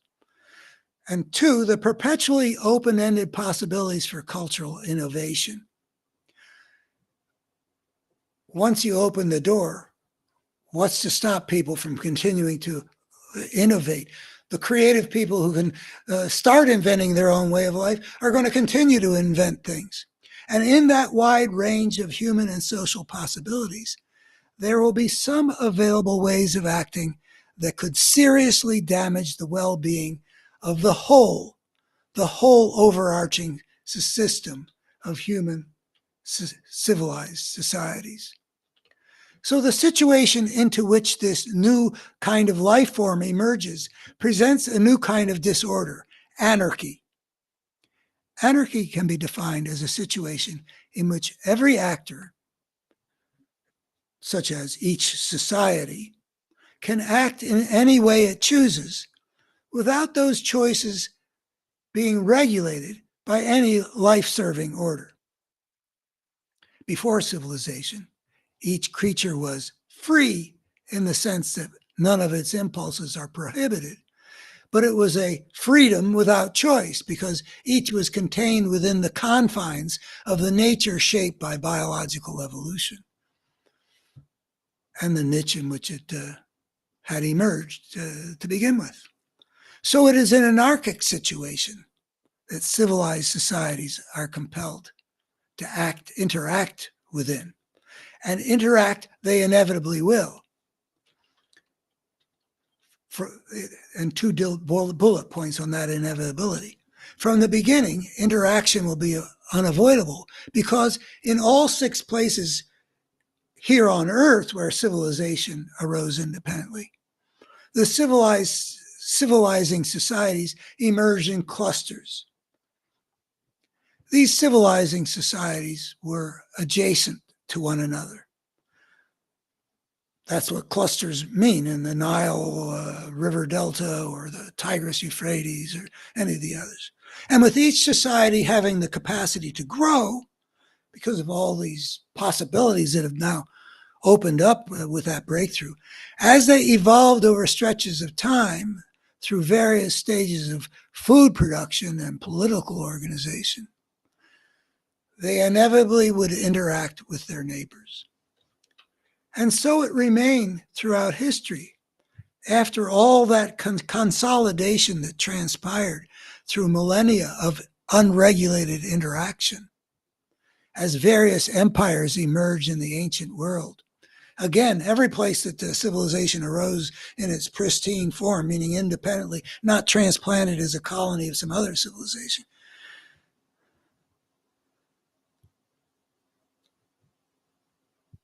the various empires, and ever since, the various sovereign civilized societies have had to contend with each other in that same unregulated system, like Ukraine having to deal with Putin's Russia. It was inevitable, therefore, that the emergence of civilization would plunge humankind into an intersocietal system where civilized societies were compelled to deal with each other under anarchic conditions outside of any life-serving order. Step 3. If all these steps are required to see that I'm proving something,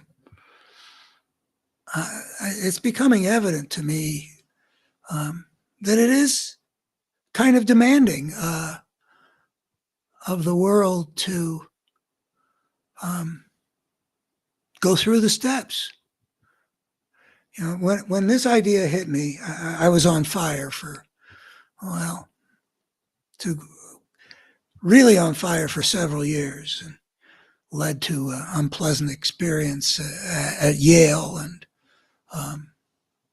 then led to a very challenging way of getting my doctorate at Berkeley. I was just driven and kept on developing the ideas so that there were no holes and no rough spots. And I'm unreasonable in how readily I think people can suddenly see the world through this prism, valid as I believe it to be. Do you have to go through all these steps to see that the ugliness that we see in human history is provably not human nature writ large, and that taking the steps to develop civilization inevitably unleashes a destructive force that must be understood for us to be able to understand what it is that's happened to our species? I don't know. I'll continue and hope it's not too fire hosey. So we've gotten to the point where we have anarchy. And anarchy means, step 3 says, anarchy means a war of all against all, which generates a destructive, selective process. Selective in the same sense as a Darwinian idea. There's going to be a diversity. And not all of them are going to survive in this anarchy. And it's going to be non-random which ones get to survive. And it's going to be non-random in a way that is less wonderful than in the biological evolutionary process, where what's non-random is what enables the DNA to get into the future and the living systems to perpetuate themselves. Lions, zebras, grass, the whole planet being almost this living system that as long as the sun's putting out the energy that it needs, it can keep going, till the sun, expands and, absorbs us in 3 billion years. A perpetual motion machine.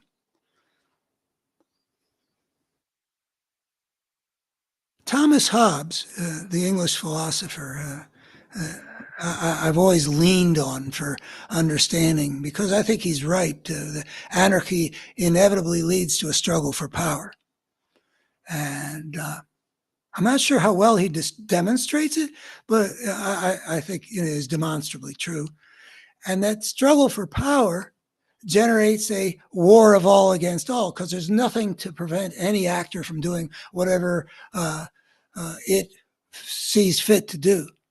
And that captures the inevitable nature of the unregulated interactions among these new life forms, civilized societies. When human civilization falls into an inevitable war of all against all, that interactive intersocietal system generates most of the basic ingredients for a selective progress analogous to Darwin's. First, variety. The creature who has made the unprecedented breakthrough into inventing its own way of life is certain to generate a wide range of cultural possibilities, among which selection can occur. And then the second thing, the second Darwinian component, in a system where societies are chronically engaged in some sort of war of all against all, only some societies will prevail and survive, while others are eliminated. Also, like finches with beaks, The non-random nature of the differential survival. Those societies able to prevail in that war of all against all will tend to differ in decidedly non-random ways from those that get swept onto the ash heap of social evolution. Social evolution has an ash heap, not just history. The idea of social evolution, I think, is a really important one. It used to be important in people's thinking. I don't see it much anymore.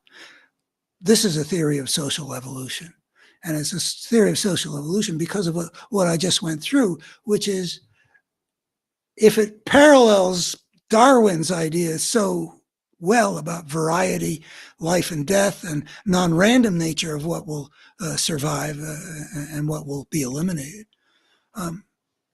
I think it behooves us to understand that we're dealing with a system in which a systemic force is shaping the future.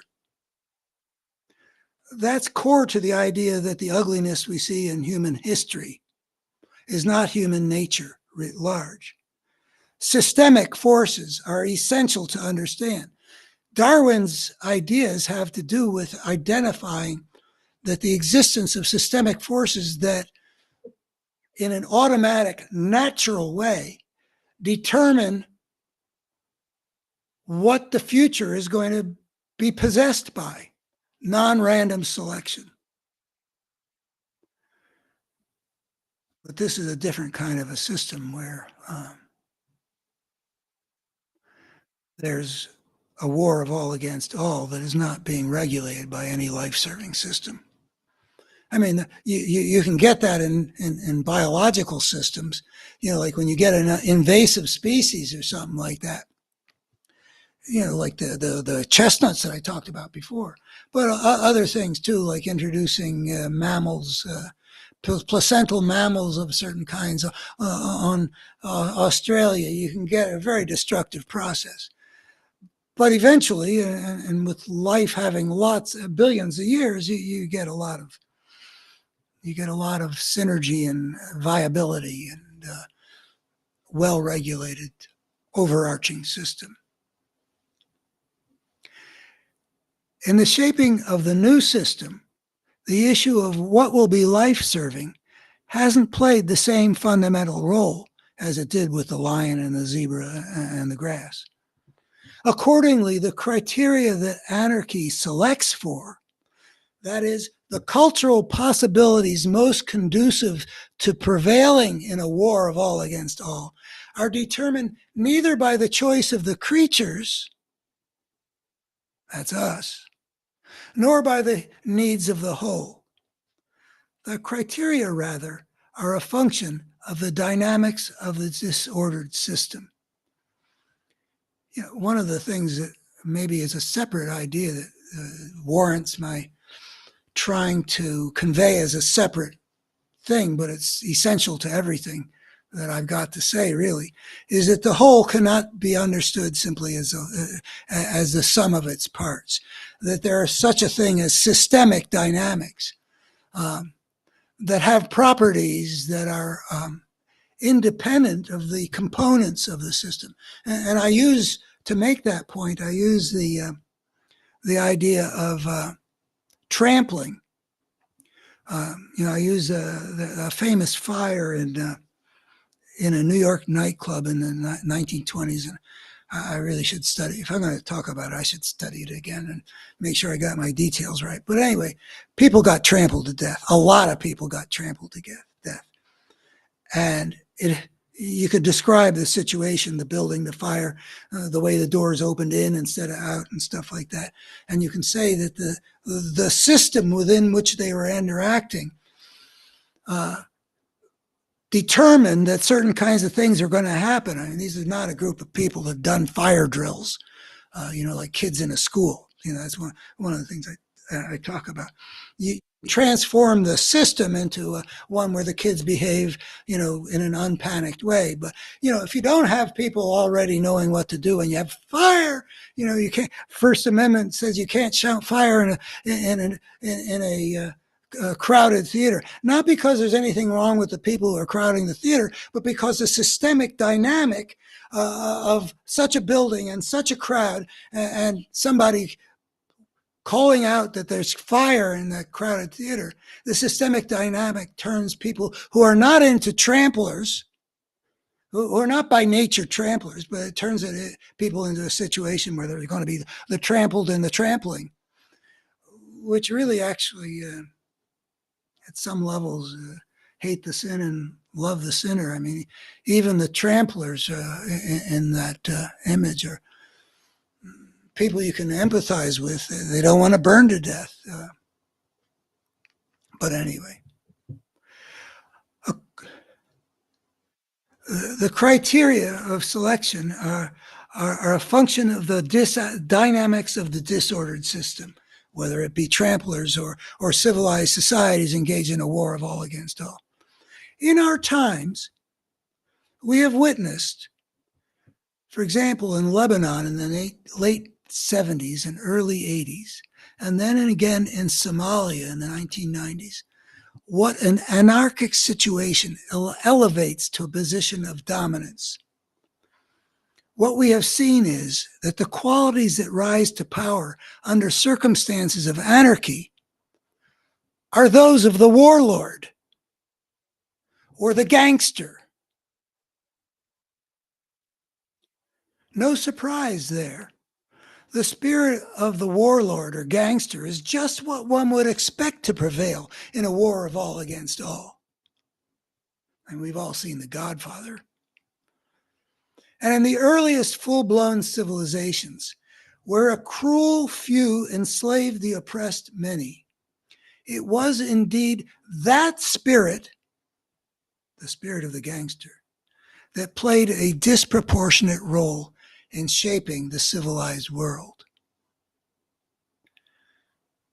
Because the dynamic of such a disordered system mandates that the spirit of the gangster will play a disproportionate role in the anarchic system, and because the ugliness of the gangster is not representative of human beings generally, we can safely conclude that the ugliness we see in human history is not human nature writ large. I feel that if one attended to all those steps, one would accept a QED at that point. Now, I will be back in a moment to take us to step 4, which is called any creature's civilization will be driven in the direction of power maximization. Power maximization is a phrase that carries a lot of freight for me because, I think its meaning is going to be clear enough, but I needed a concept which really captured all the components of what it is that enables a society to survive and prevail in a war of all against all. I'll be right back.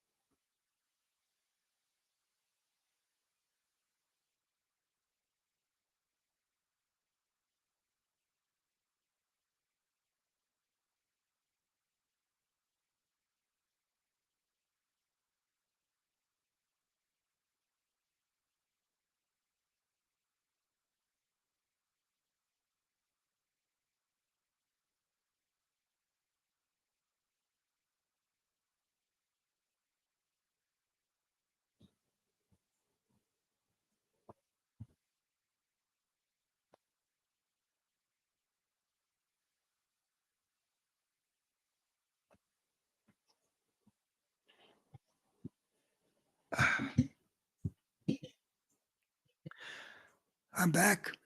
I started out this show to ask, how important do you think understanding is? And I indicated a couple things about myself. One is understanding is sort of a passion for me. It's just, it's just what I'm not a painter. I'm not a composer. I'm a quester for understanding. Okay. And the other, and I would like to ask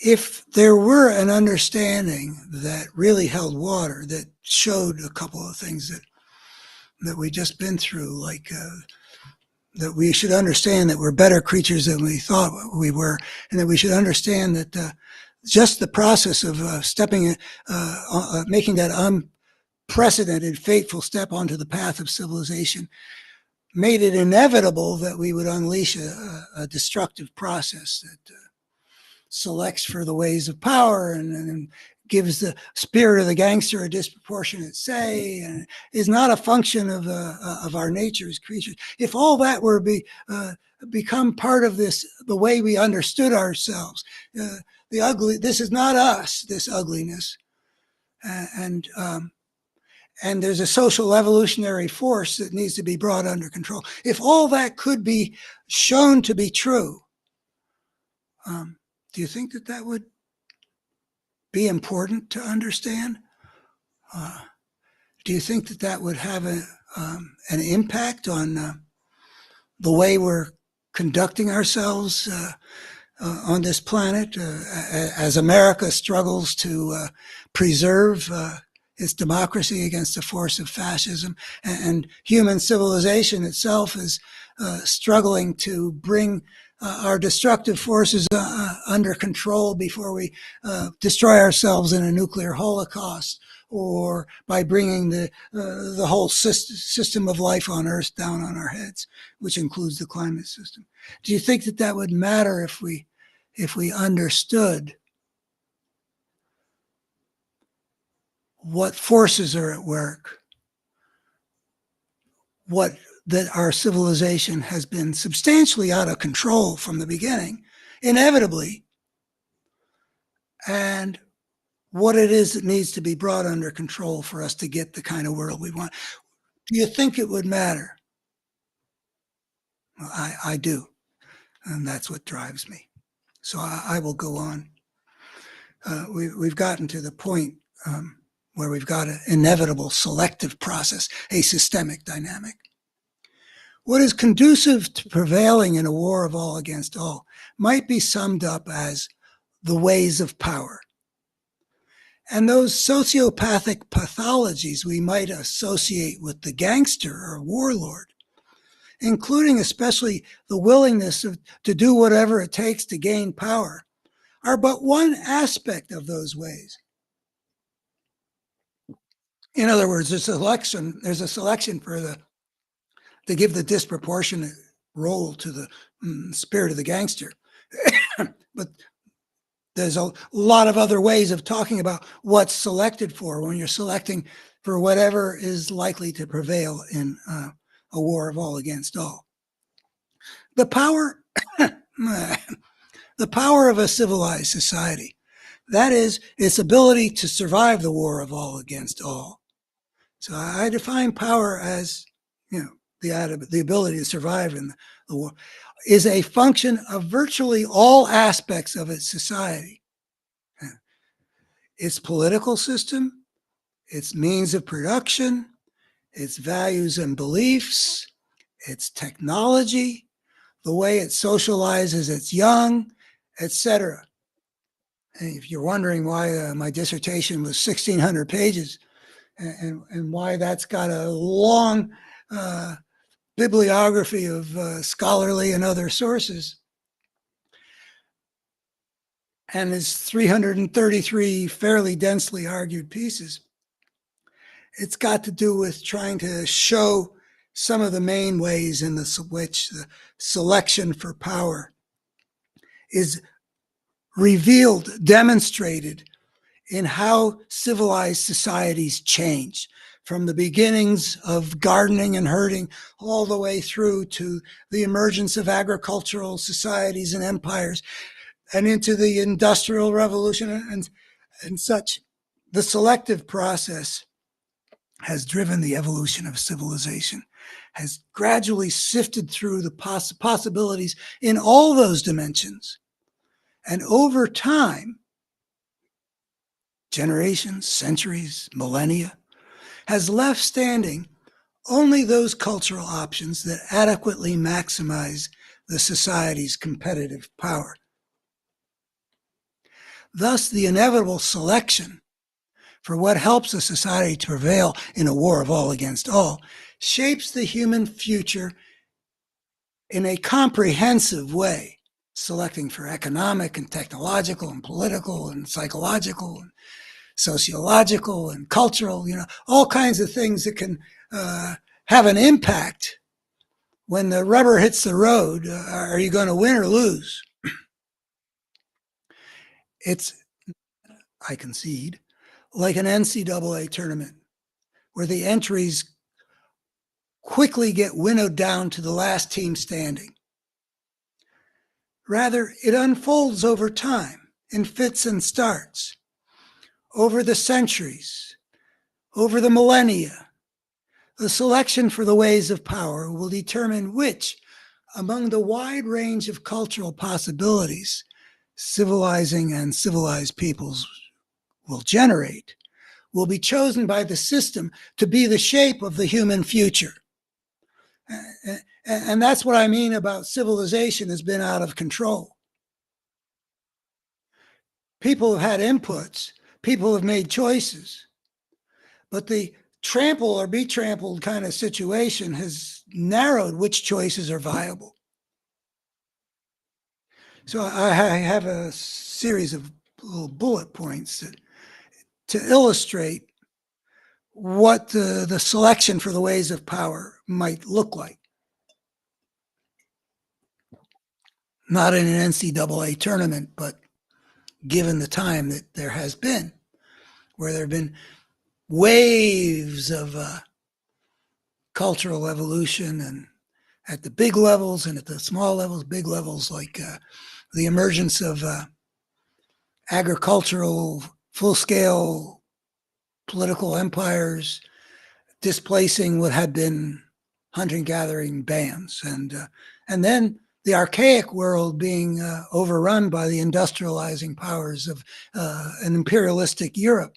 Another wave, but anyway, I don't know if I go into the waves here or not, but the warlike may eliminate the peaceful, the ambitious overtake the content, the iron makers, those with only bronze or no metallurgy at all, the mounted horsemen over the unmounted, those with effective central control in their political systems, and those with more distributed power structures and local autonomy.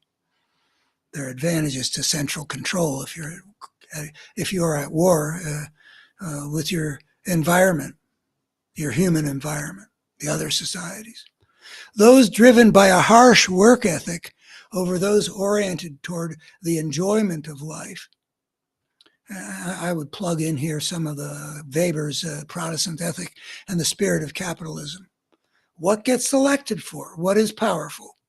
What gets selected for is what is powerful. Those able and willing to exploit nature over those who treat the natural world with reverence and restraint. You can't survive for the long haul if you can't survive for the short haul. And environmentally, that has meant that there's been a lot of selection for environmentally destructive cultural forms. Out of the vast range of cultural possibilities that humankind might have seemed to have when it broke out of the natural order, the dynamics generated by the inevitable anarchy mandated that only the ways of power could survive and spread. Other cultural paths, no matter how humane and beautiful and how fulfilling to the human spirit, would be eliminated if they could not prevail in the unavoidable anarchic inter-societal struggle. And if you study the history of societies and the ways in which nation states in modern times got knit together, the role of force in determining who gets to call the shots, including on the North American continent. You can say that the Anglo-American capitalistic, proto-capitalistic civilization that came to these shores in, like Jamestown, 1607, Plymouth Rock, 1620. You might say, that as they did, that it is a superior way. But people always think that their way is superior. And it wasn't because the Native Americans were convinced that the European civilization was a big improvement on theirs. It wasn't because of its superiority, if there is a superiority, that this continent is dominated by the European civilization. And even the Native Americans speak mostly English. No, it was a matter of who can prevail in a war of all against all. What Putin is doing in Ukraine is something you can see happening in the Bible all over the place and throughout history in all the regions where civilization emerged.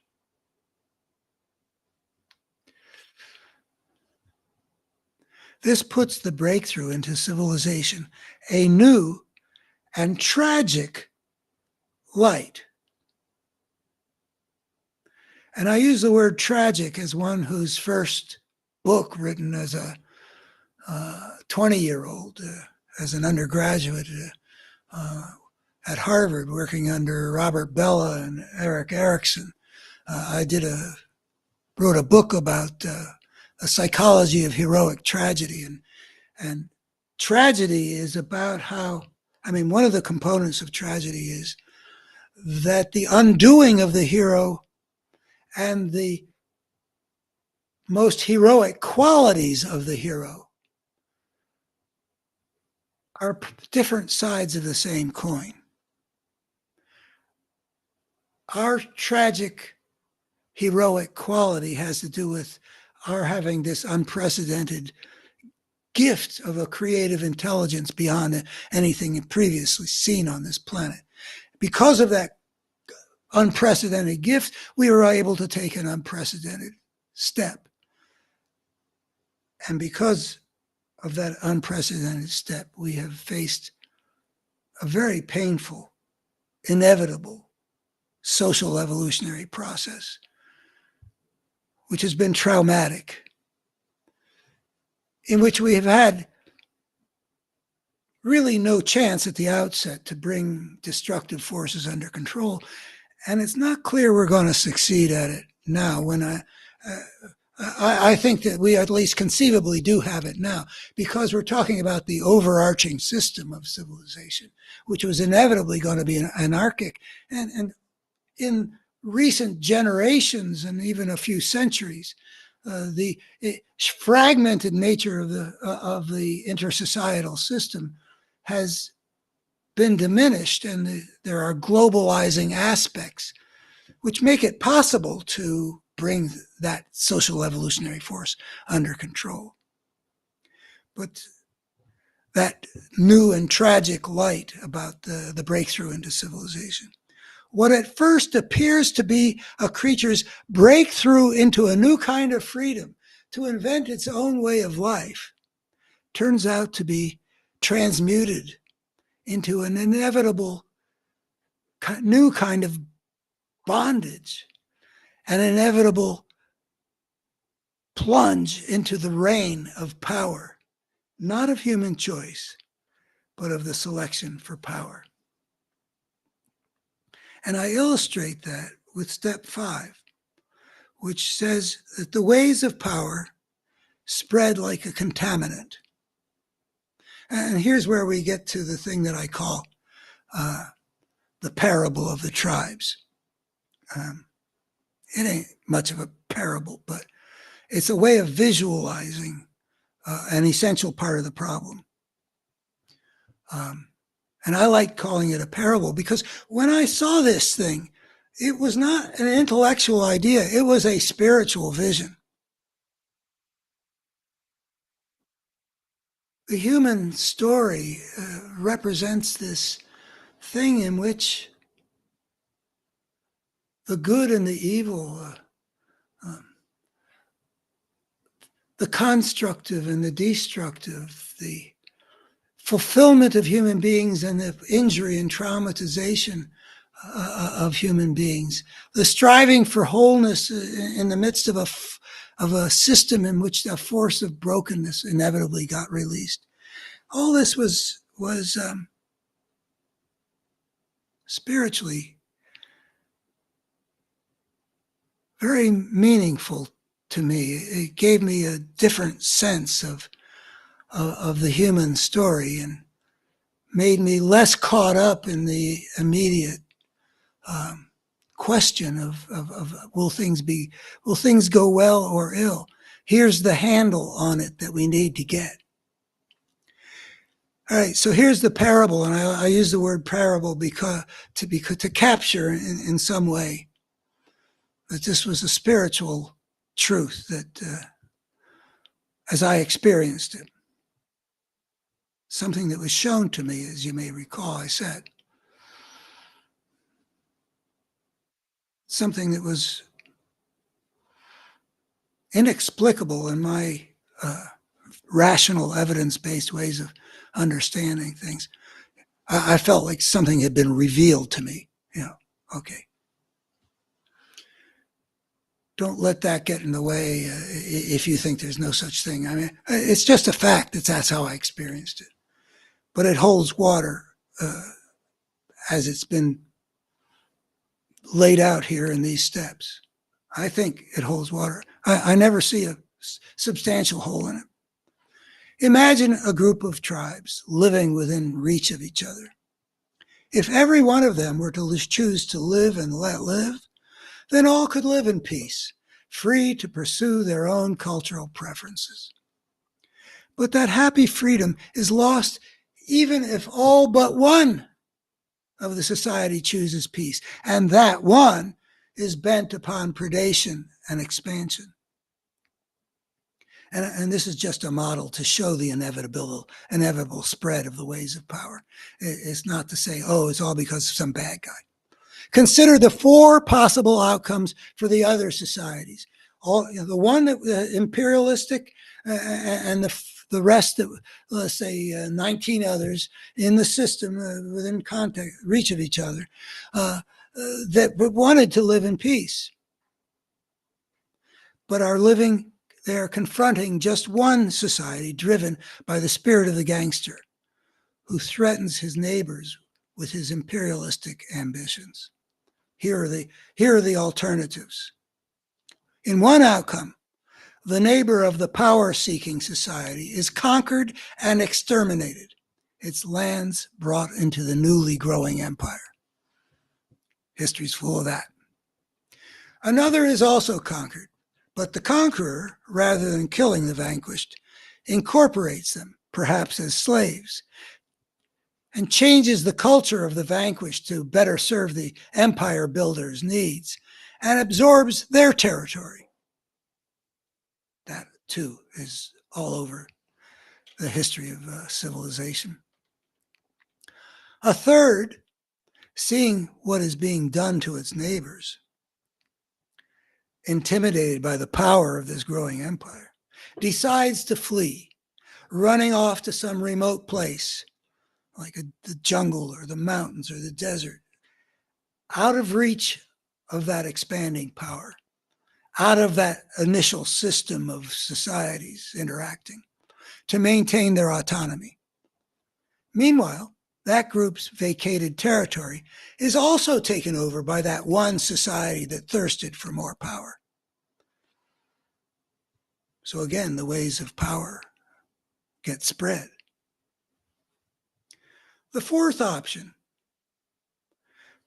practiced one way or another by many societies throughout history, is for the threatened societies to defend itself. But to defend oneself against power, one needs power. And if the threatening society has magnified its power by means of some cultural innovation, the option of self-defense will likely require a society to become more powerful, and that means also likely more like that imperialistic power that it seeks to resist. These four options are very different from each other for the inhabitants of those societies. Getting exterminated or getting enslaved or running away or mobilizing so that the other guy can't conquer you. But from the point of view of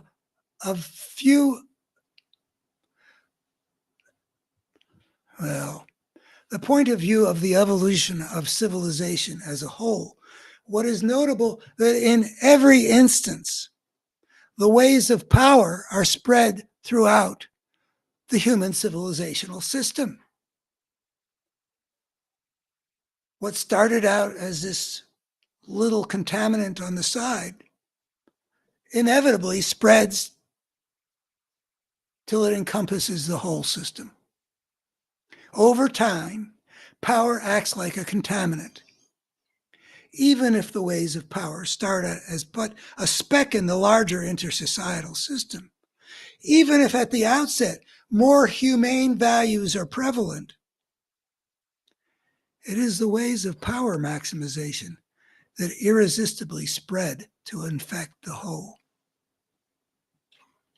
And then this is where I say something I said before. It's a model to show that even if it's just one, more likely population pressures combined with living cheek by jowl would generate conflicting interests and then intergroup tensions and hostilities, which I think was lately the case among the tribes of New Guinea. But the all but one scenario serves to demonstrate the inevitability of civilizations being shaped by the ways of power. Civilization inevitably merges into the disorder of anarchy. And just as order is essential to the systems of life, from the cell to the organism to the biosphere, so an inevitable disorder inevitably generates a force that operates in life-damaging ways. The step onto the path of civilization is indeed inevitably a fateful step.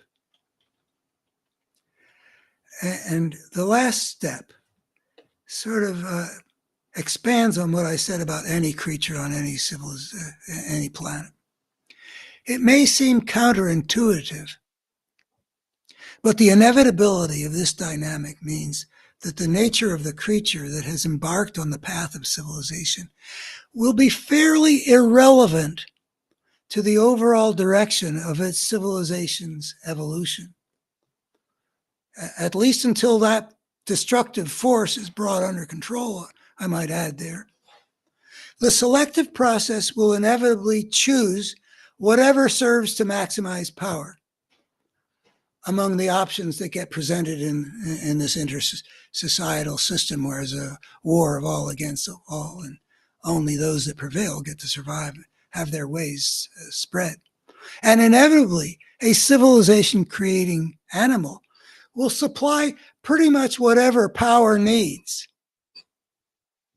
That follows from the inevitability that such a creature will be a cultural animal, I mentioned that before, therefore possessing considerable plasticity, ready to take on whatever the culture has to teach, and will have a creative intelligence that will be a source of a wide range of cultural innovations, cultural options, and will provide a diversity of character structures from which both cultural options and character structures, the selection for power can shape some other species civilization roughly in the same directions that human civilization has evolved on this planet. In other words, wherever civilization might evolve in this cosmos, the spirit of the gangster, coming right out of the gate, the spirit of the gangster is going to be getting a disproportionate say. And it remains to be seen, in our case, whether it can be brought under control. I do not claim, I write in this sixth step, to know what our inherent nature is. But whatever, actually, since I wrote this, I feel like, well, no, I still don't really know. But I think we got some good stuff that I think I can show. Anyway, sorry. But whatever our nature is, we can be sure that it is not as ugly as what we displayed on the pages of the history of human civilization. For it was the disordered system, the trampling and the trampled, not human nature, that made inevitable that the face shown by our history would be the ugly face we see. Inevitable from the beginning, but not necessarily permanently inevitable. That's why, given that history, this view of the human story is ultimately hopeful. It was inevitable at the beginning because it was inevitable that civilization would emerge in a fragmented, therefore anarchic form. And it was that fragmentation that condemned the intersocietal system to the disorder of anarchy. And the disorder of anarchy, in turn, enabled a destructive selective force to shape human civilization. But as civilization grows increasingly globe-spanning over the millennia, it does not remain inevitable that civilization must remain fragmented. Gradually, the possibility emerges, a possibility of which global treaties already provide a glimmer, of humankind gaining the ability to make collective decisions about how civilization should be ordered and how it should operate. It is the realization of that possibility of at last replacing the life-serving natural order from which we extricated ourselves, not with the disorder of anarchy, but with some life-serving human-designed order that would enable humankind to give human civilization a more beautiful face. And then I close with a parenthetical italicized. These ideas are developed in greater detail in my book, The Parable of the Tribes and Social Evolution, first edition from the University of California Press in 1984, and a second post-Cold War edition from SUNY Press in 1995, which is still in print.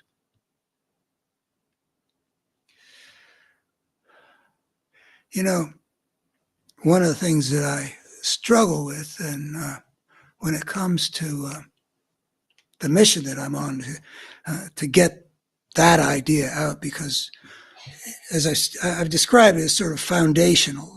It's actually just one of the foundational ideas. I can demonstrate, for example, that the destructive force that's unleashed with the dawn of civilization, I think I can demonstrate that the best way of understanding the crisis in America today is rooted in that. I mean, it's not necessary to understand that the battle between democracy and fascism is a manifestation of what got unleashed back when we left the biologically evolved order by inventing our own way of life and then unleashing this selection for the ways of power and the destructive force. But it does contain in it some new pieces that have to do with the consequences of that selective force and the emergence of a way of understanding something at the center of the human drama. And I've talked about those things, but, for me, I got so blown away by the idea I just laid out there. I felt certain that what had blown me away was going to blow other people away. And I still don't, I'm not aware of anybody who's actually grasped what I just laid out, who said, well, obviously that's not true. Or even if it was true, it's no big deal.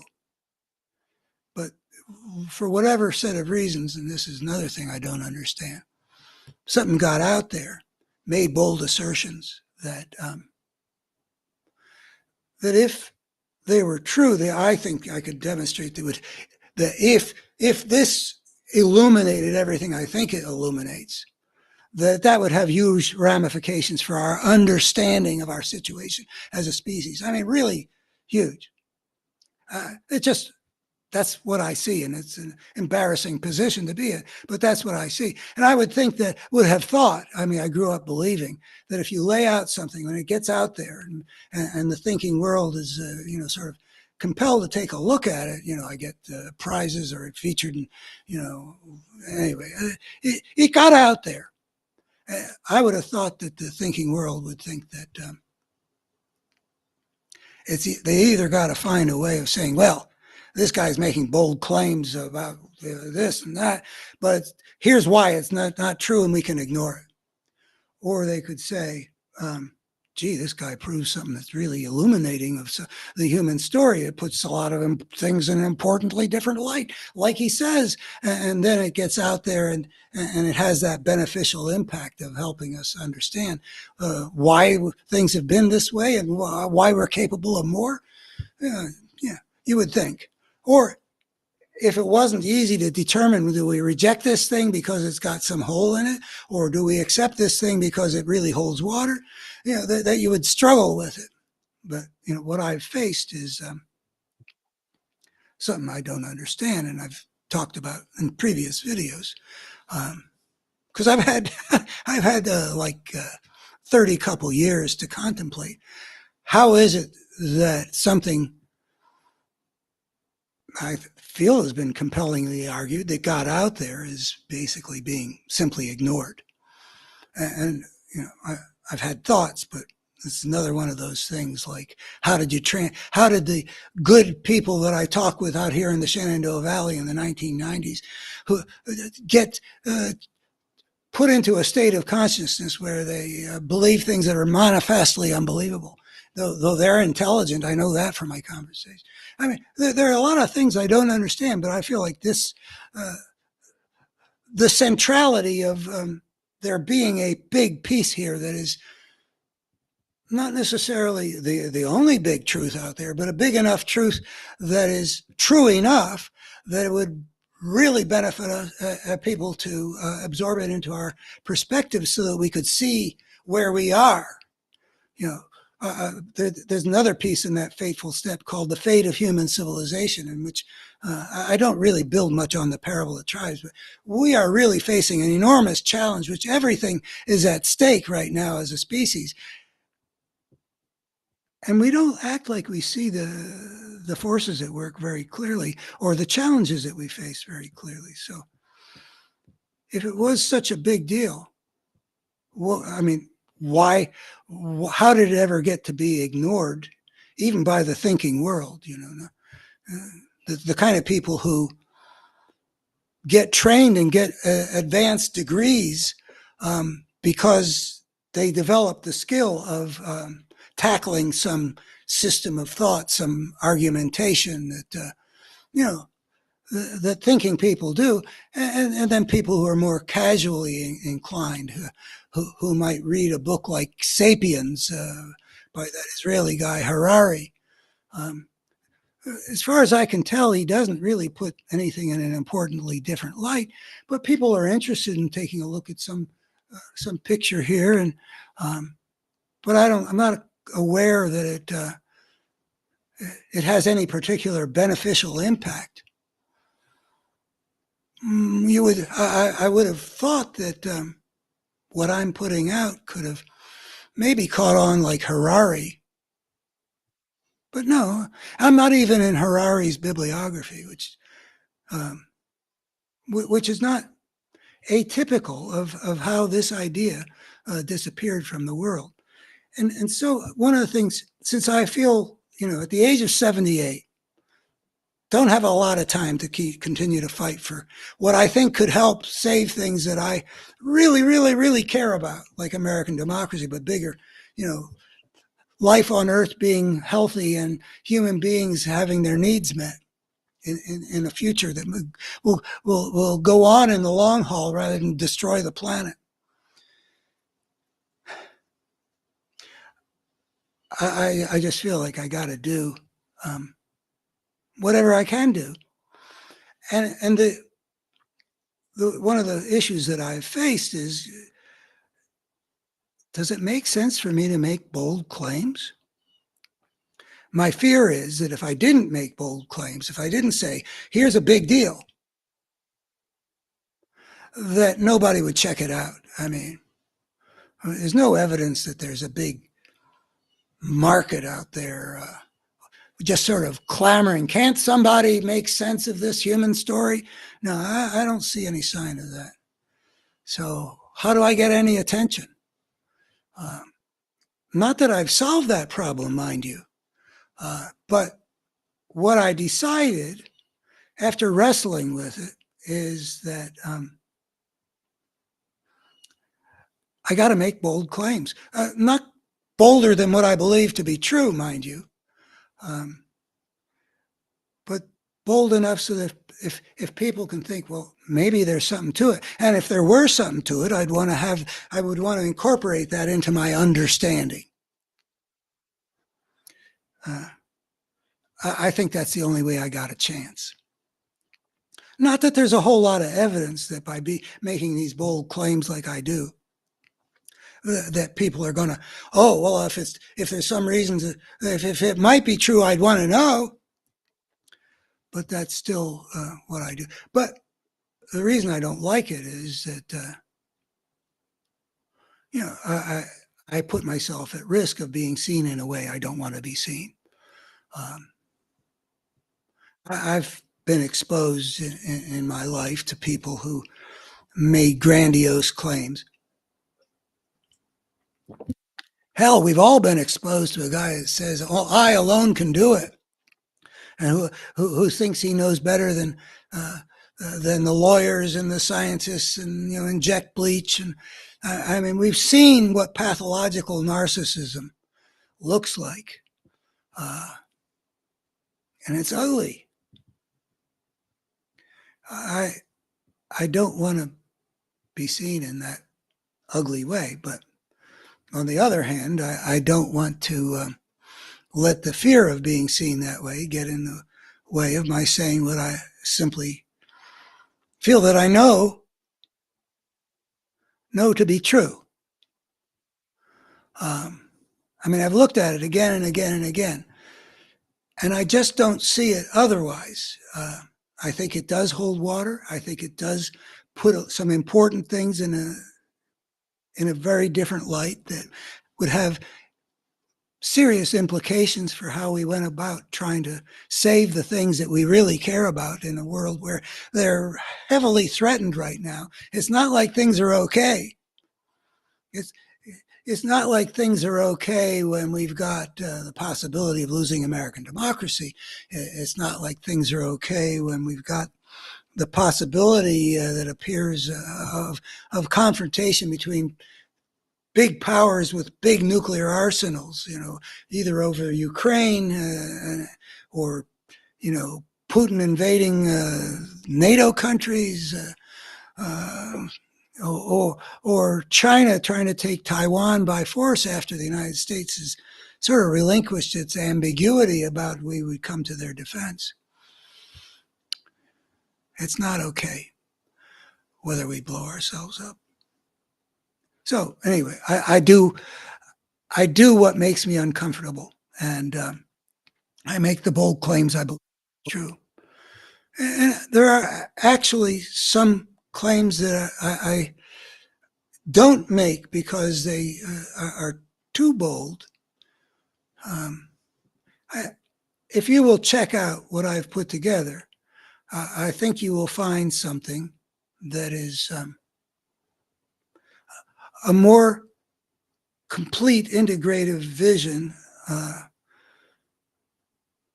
of what goes on in the human world than any other single way of putting things together has been that I'm aware of. And my training was studying all the people who've done that, up until, I don't know, when did I stop doing that? When that book came out in 1984, I was writing it and starting in 82 with that Ford grant. I think that I'm qualified to judge this sort of thing. That's what I spent my growing up years studying. So I read with some pain. There's a review of that book there, What We're Up Against, the destructive force at work in our world and how we can defeat it.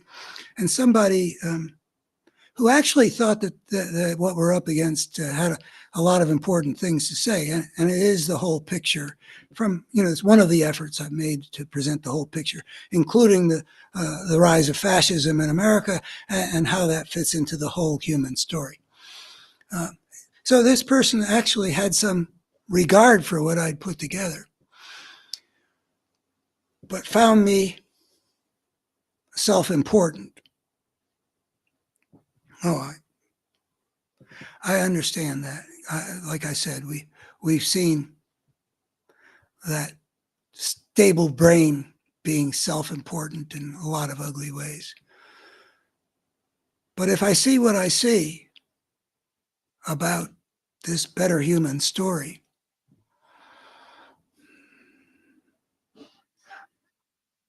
I got to turn that off.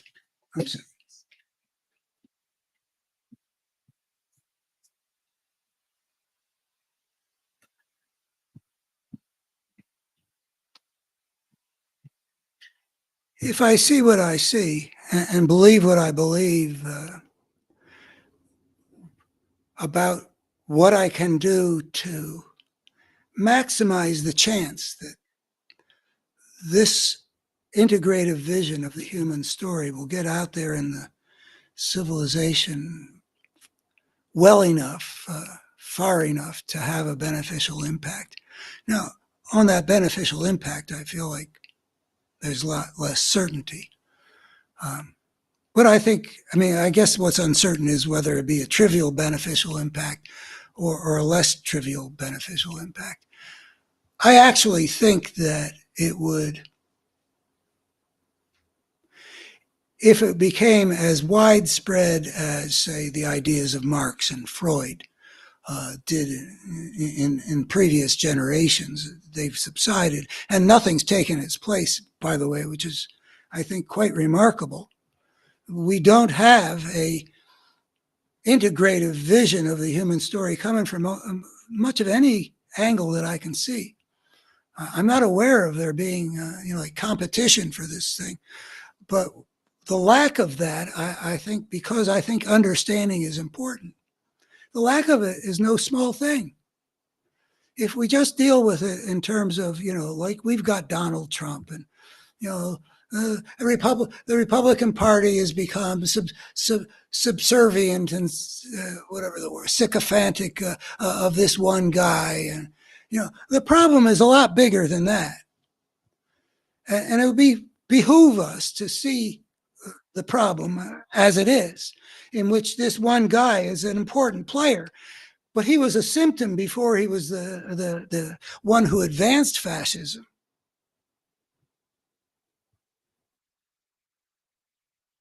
I think that the fact that I've spent my whole adult life looking through this prism that I just presented, where the workings of the forces and the way the forces ramify, like the war of all against all. And then there's a book that was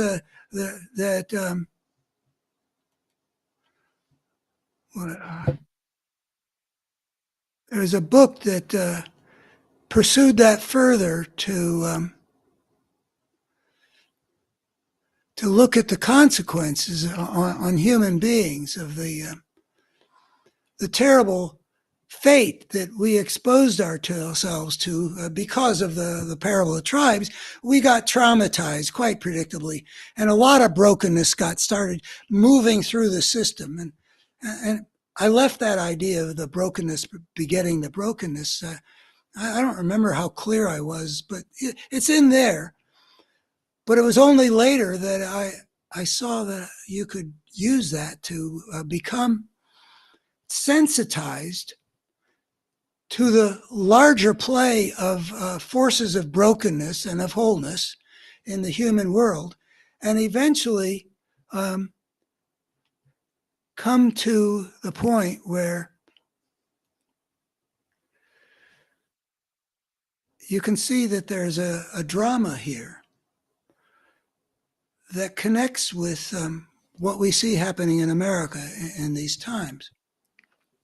I started seeing and raising the alarm in the very early 1990s, and then seeing more deeply and raising the alarm as loudly as I could in 2004 about the rising force of fascism. So I do have personal experience which tells me that if you start looking at things in terms of what are the forces working in the system and how do they ramify through the dense network of cause and effect, when you ask, how did this come about? And you look at how it came about and you see that brokenness begets brokenness. And what were the consequences of this thing that got begotten by brokenness, more brokenness? You can see a coherent force that consistently works to make things worse. And what has risen on the right in our times, in America, I have seen for 30 couple years with increasing clarity as a manifestation of that kind of a thing, of a force operating in the human world where you can see things coming together. And gradually, there's one piece that I wrote. The force that was broken, that had to do with white supremacy, that gave us the Civil War, found itself under the same political tent when it migrated away from LBJ and the Democrats that signed the civil rights legislation. The same political tent as the force of corporate greed that had always been the dark side of the Republican Party. So now, instead of having two forces of brokenness that are canceling each other out to some extent because they belong on different sides of a two-party system, you got one party that's got both of those very powerful forces of brokenness. And then you can see how they're operating together,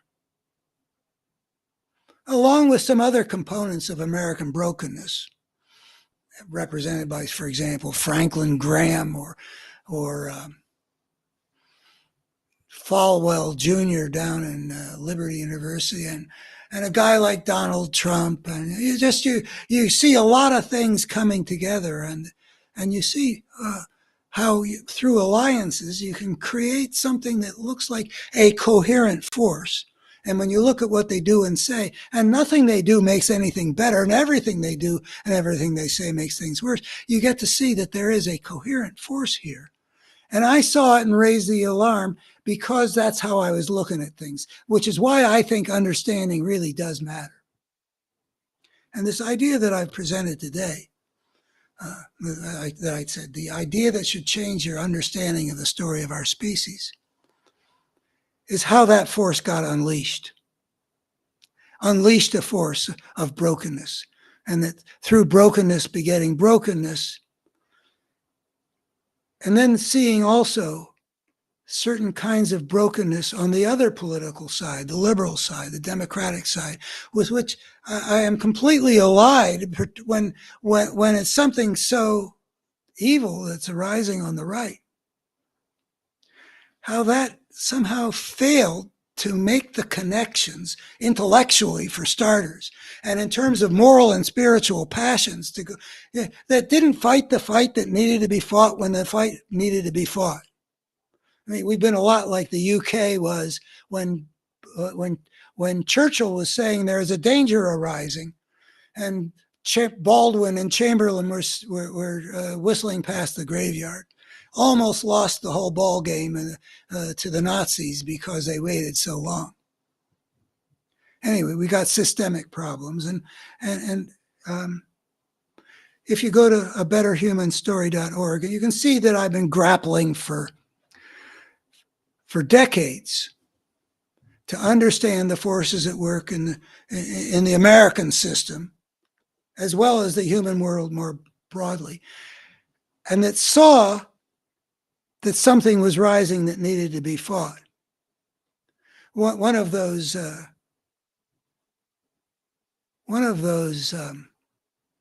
go-throughs I've talked about, a fateful step. And another one of them was that one, What We're Up Against. In that book, What We're Up Against, you can see on the web as a PDF without charge. But before I did that one, I did one called Press the Battle. I've just been so impatient to see the side that's protecting democracy to go all out, which was what I did a video of last week. Go all out because there's been something lacking on the other side. There's been something sort of disconnected. And I use the line from William Butler Yeats, how the good lack all conviction while the evil are filled with a passionate intensity. I mean, imagine if the Democrats had the passionate intensity of that crazy woman from Georgia, Marjorie Taylor Greene. I mean, she's all out. She doesn't know anything but going all out. And she's crazy. She's destructive. Nothing that she does makes anything any better. But what would good and sane people be acting like through this whole time, starting from the time that Rush Limbaugh was developing his 20 million ditto heads and being featured on the cover of, I think, Time magazine as Mr. Republican of 1994 or something like that.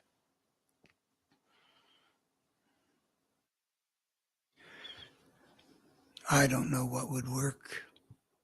You know, if I were Biden's position, I mean, it is essential to defeat this guy.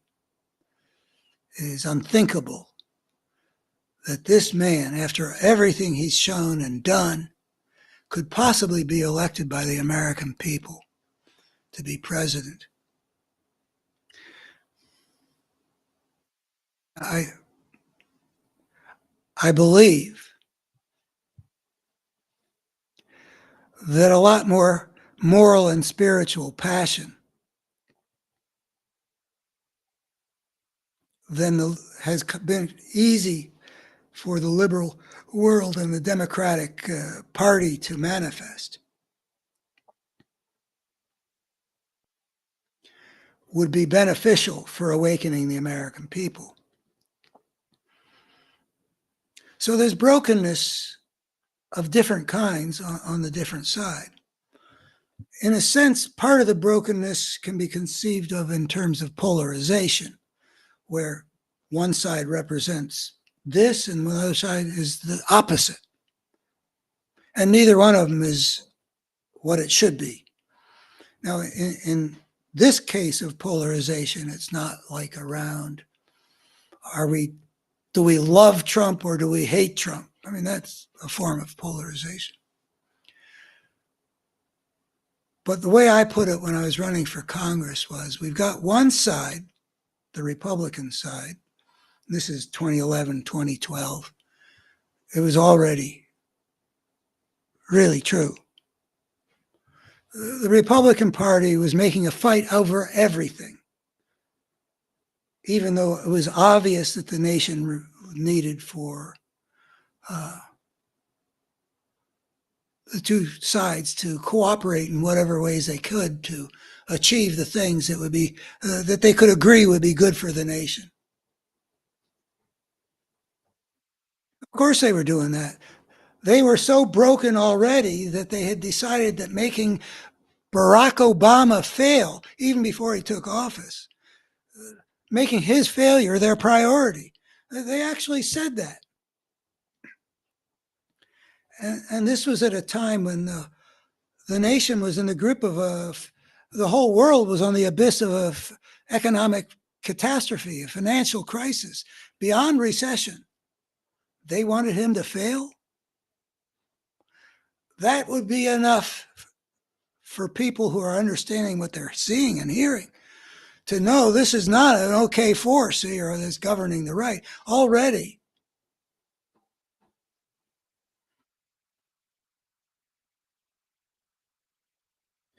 So they made a fight out of everything, even though cooperation was necessary.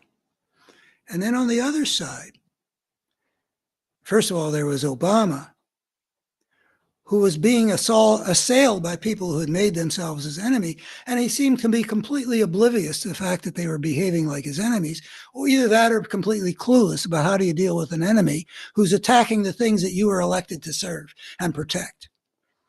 But it wasn't just Obama. I loved the guy. I read what was it about my father's? His autobiography. I thought it was a brilliant, beautiful book written by a very brilliant and beautiful man. But he was clueless about how to deal with what he was up against. What we're up against, sorry. I always get confused.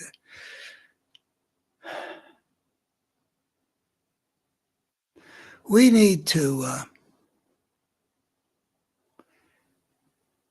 heal a polarized society, not only by changing the polarization about good and evil, but also the Democratic Party has never shown the fight.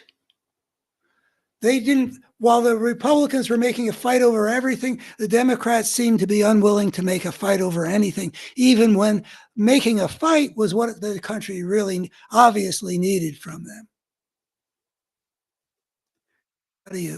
How do you deal with a country that's polarized in that way? That one party is passionate about fighting for power, but is morally bankrupt, which really still characterizes the Republican Party. It characterizes Donald Trump, and it seems to characterize most of the Republican base.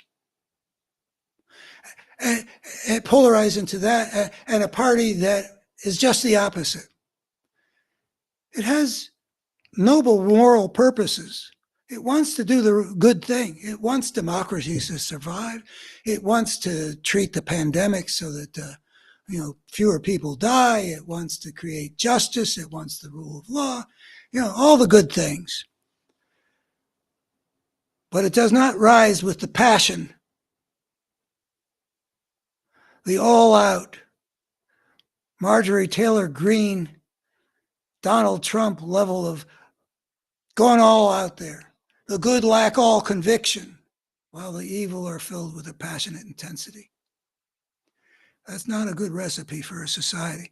There was a piece in the New York Times recently, which I appreciated, because he was talking about this very problem. The Democrats really, he talked about it in terms of dominance. Donald Trump is into dominance, and people respond to dominance. But it translates fairly readily into a determination to go all out to fight and to protect what's. And you can tell that that's true, because he says it wasn't always this way, and which is what I've been saying for 15 years. Liberalism does not require that you be weak and limp-wristed. FDR, JFK. He also includes LBJ with his arm twisting, and I'm not sure if that quite works. He was not eloquent. But there did emerge in the liberal side. I think it was first visible perhaps in Jimmy Carter, who's another wonderful man, who I felt at the time was not really equipped to deal with enemies. I don't know if that's fair or not. I know he had Zbigniew Brzezinski as his national security advisor. And when I worked at the Center for Strategic and International Studies, I had a chance to have conversations with Zbigniew Brzezinski in pursuit of what my responsibility was, which was to analyze the things in the coming handful of years American foreign policy people should be thinking through and preparing for and gaming out and such. There's nothing limp-wristed about Zbigniew Brzezinski, but I did get the feeling that Jimmy Carter was less than what this country needed at a time when there was concern about Soviet power, which I tended to buy into, but maybe I got conned. Back then I was reading a commentary magazine, and a bunch of people who later would be called neocons made a case that I thought was persuasive that we might have some problems in terms of weakness. I'm not sure how I should have understood that. But Jimmy Carter did seem to get taken unawares. He was taken unawares in Afghanistan when the Soviets invaded. He was taken unawares in Iran when the Shah got overthrown and American hostages got taken. Something went amiss in liberal America that I hope can be made right now. I have attributed it to some of the aspects of how liberals think about conflict, think about the whole issue of whether the moral dimension is real. That couldn't be true of Jimmy Carter. I mean, he was such a pious man. He didn't have any. I don't think he had any illusions about the reality of good and evil. I claim to establish the reality of good and evil in the only way that it could meaningfully be valid with my better human story, because from an evolutionary point of view, you can establish it. I think I claim to do, but we need to go to the place where conviction is to be found and go all out to fight this. The polarization that enabled this force of fascism to become so powerful was such that as this thing became visible to, I'm not the only one, but to me, looking at things in the terms of the forces at work in the human world, there was no counterattack. Liberals who manned platforms that I wanted to be able to do radio on to counter Rush Limbaugh said, Rush Limbaugh's audience is not our concern. Well, if you look at how forces work in a democracy, you realize you can't leave people who are our fellow citizens to the mercy of propagandists as effective as Rush Limbaugh. And then when the W presidency showed itself to be really something rather different from the first Bush presidency, which was still a normal Republican Party for the most part.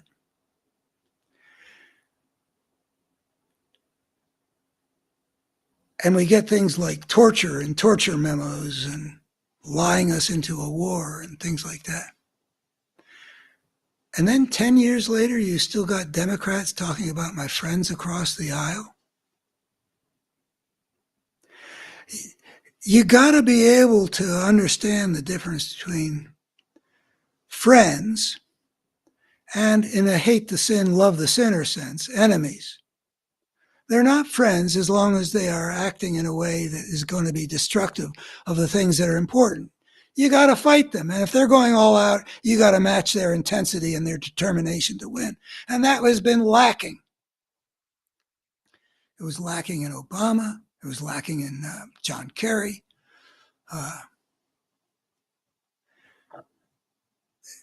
It isn't something easy that comes easily to Joe Biden.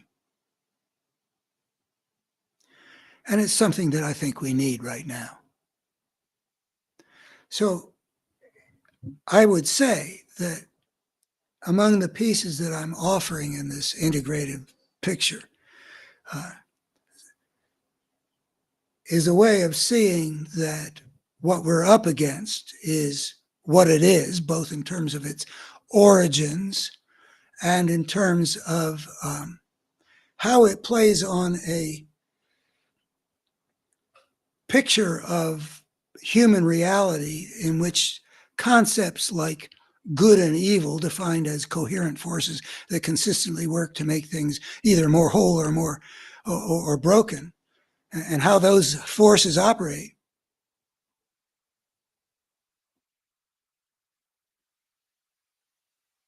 That this offers a way of seeing what we're up against in a way that connects us with the passions that would give us the conviction, that would equip us to fight this force of fascism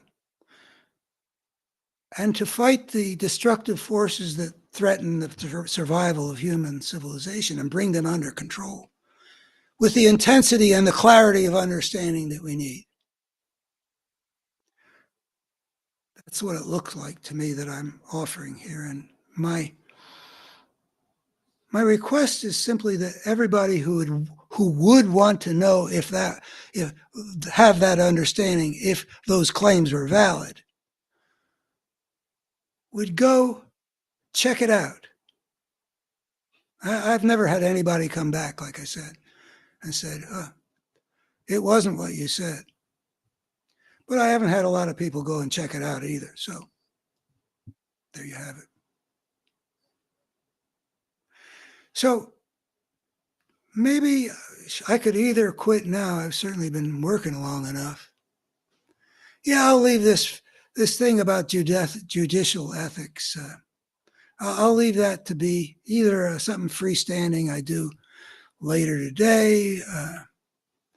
Tomorrow I'm getting a cataract removed, so I won't be doing anything like that tomorrow or the next day. I'll be back on Thursday, and if I don't do something on this, judicial ethics is not the heart of our problem with today's Supreme Court. Then, well, let's see. No, I'm not going to try to bring that up. I have a piece that has been published on Daily Costs that starts off with where we've been over the weekend about Justice Alito having flown that flag. The flag of the insurrection is essentially what that represented, I gather, when at the time that they posted it. People are utilizing this to talk about how Alito and Thomas clearly should recuse themselves. And they would be required, if the Supreme Court had a code of judicial ethics like every other federal bench in the country, that there is the appearance that one might reasonably question their ability to be impartial, whether it's because of Clarence Thomas's wife's trying to help the insurrection and the overturning of the election, or whether it's Justice Alito hanging that American flag upside down by his house, or his wife doing it and his not taking it down, and his weak excuse about it. And then you get good people like Senator Whitehouse coming on and talking about the need for judicial ethics to be imposed on the Supreme Court and to be enforceable. I'm entirely for all that. It's certainly true. But we could have all that, and we could have people like Clarence Thomas and Samuel Alito making sure that they kept their noses clean, that their wives weren't behaving like that, and they didn't have flags like, and we would still be in deep, deep, deep trouble about the state of today's Supreme Court. We could have judicial ethics, and we would still have basically the problem that we have now. And the way I articulate that problem in one sentence is, the Supreme Court, which is supposed to be ... the last word to make sure that the rule of law and the Constitution govern, are not doing that. The Supreme Court is now controlled by a majority, which is essentially part of the force of fascism. It is occupied territory. Where we need justice, we have a force that's aligned with a political party, and not just any old American political party, but the worst major American political party in the history of the country. That's the problem. So that's a quickie version. I'll read that maybe at the opening of the next live stream here Thursday at 11. If you're willing to help me out, I appreciate every bit of help I get. Any follower, anybody who likes, anybody who calls this to the attention of people they know who would want to know if these claims were valid, who'd be willing to sort of learn a way of seeing the human story that actually makes things look clearer in ways that might matter. If you know somebody like that, recommend this to them. My website is abetterhumanstory.org. All my videos are collected on YouTube, and I'm out here twice a week to give it everything I got. Well, I still have something to give and haven't lost the ability to give it. So thanks very much for listening, whoever's been out there.